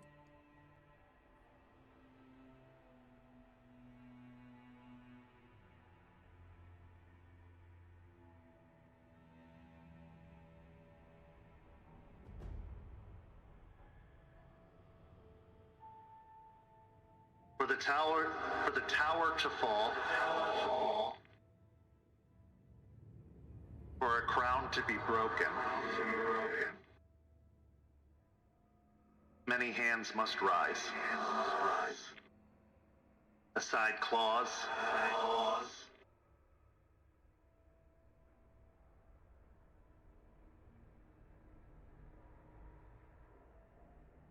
blood will fill the streets.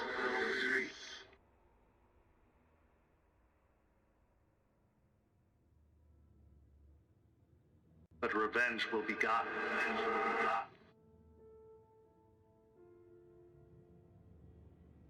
Even if it's not as satisfying as one would wish.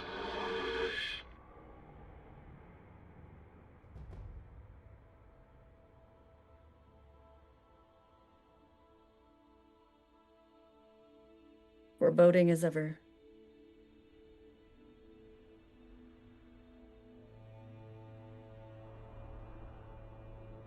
If I spoke plainly, it would take away your agency for choice. That is your problem with the prophecy for Charles.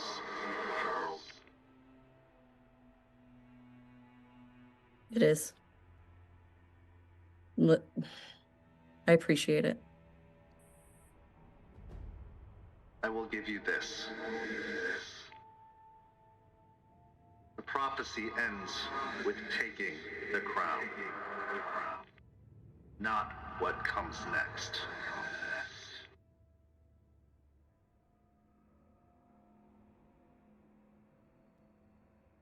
Understood. I appreciate your candor, and I appreciate your insight. I appreciate your vigor and your vitriol.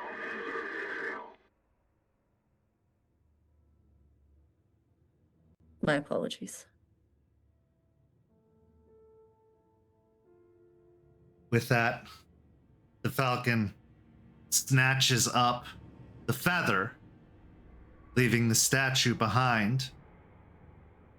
And as it takes off, fluttering to the sky, the statue falls over.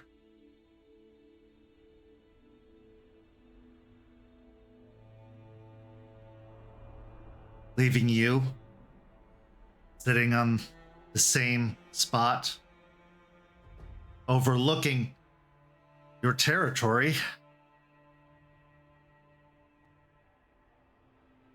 How does it leave you feeling? Frustrated. Destiny is fickle and irritating. Aspen doesn't believe in it much, but spirits have their ways of making things happen.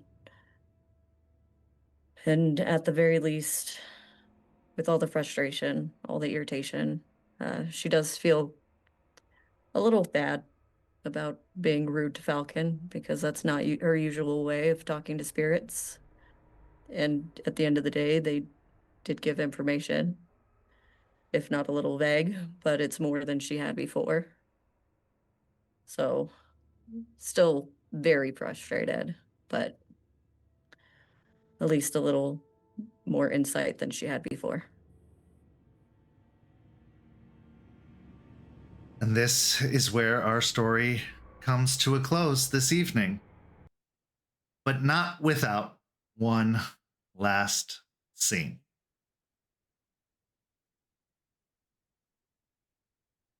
Our last scene takes us to Victor Iron Oath Volkov, who stands in a hotel room, fancy but Spartan, the bed firmly made with a military-esque grace, having been made time and time and time again in a similar fashion. He stands near the window, phone in hand.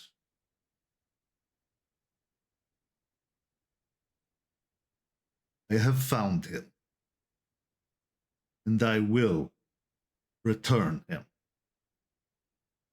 to you.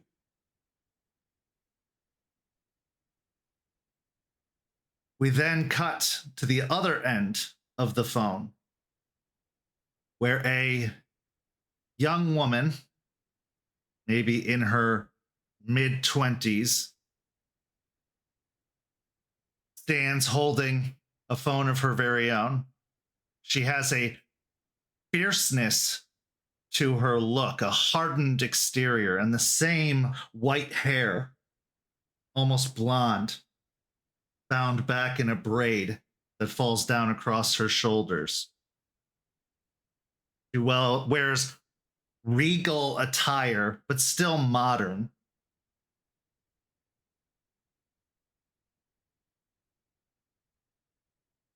Understood, Papa. Bring my betrothed back to me.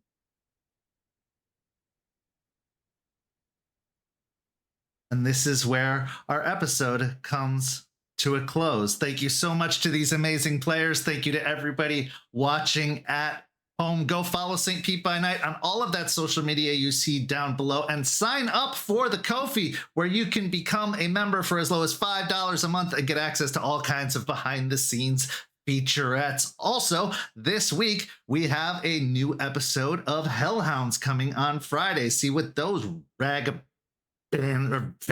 are up to, ragabash vagabonds, whatever, what they're up to. And then on Sunday, a new episode of Red Tide Rising. And the spice just gets spicier with that group, so go check them out. But for these amazing players, I'm Kent. Thank you so much for watching, and we'll see you next week.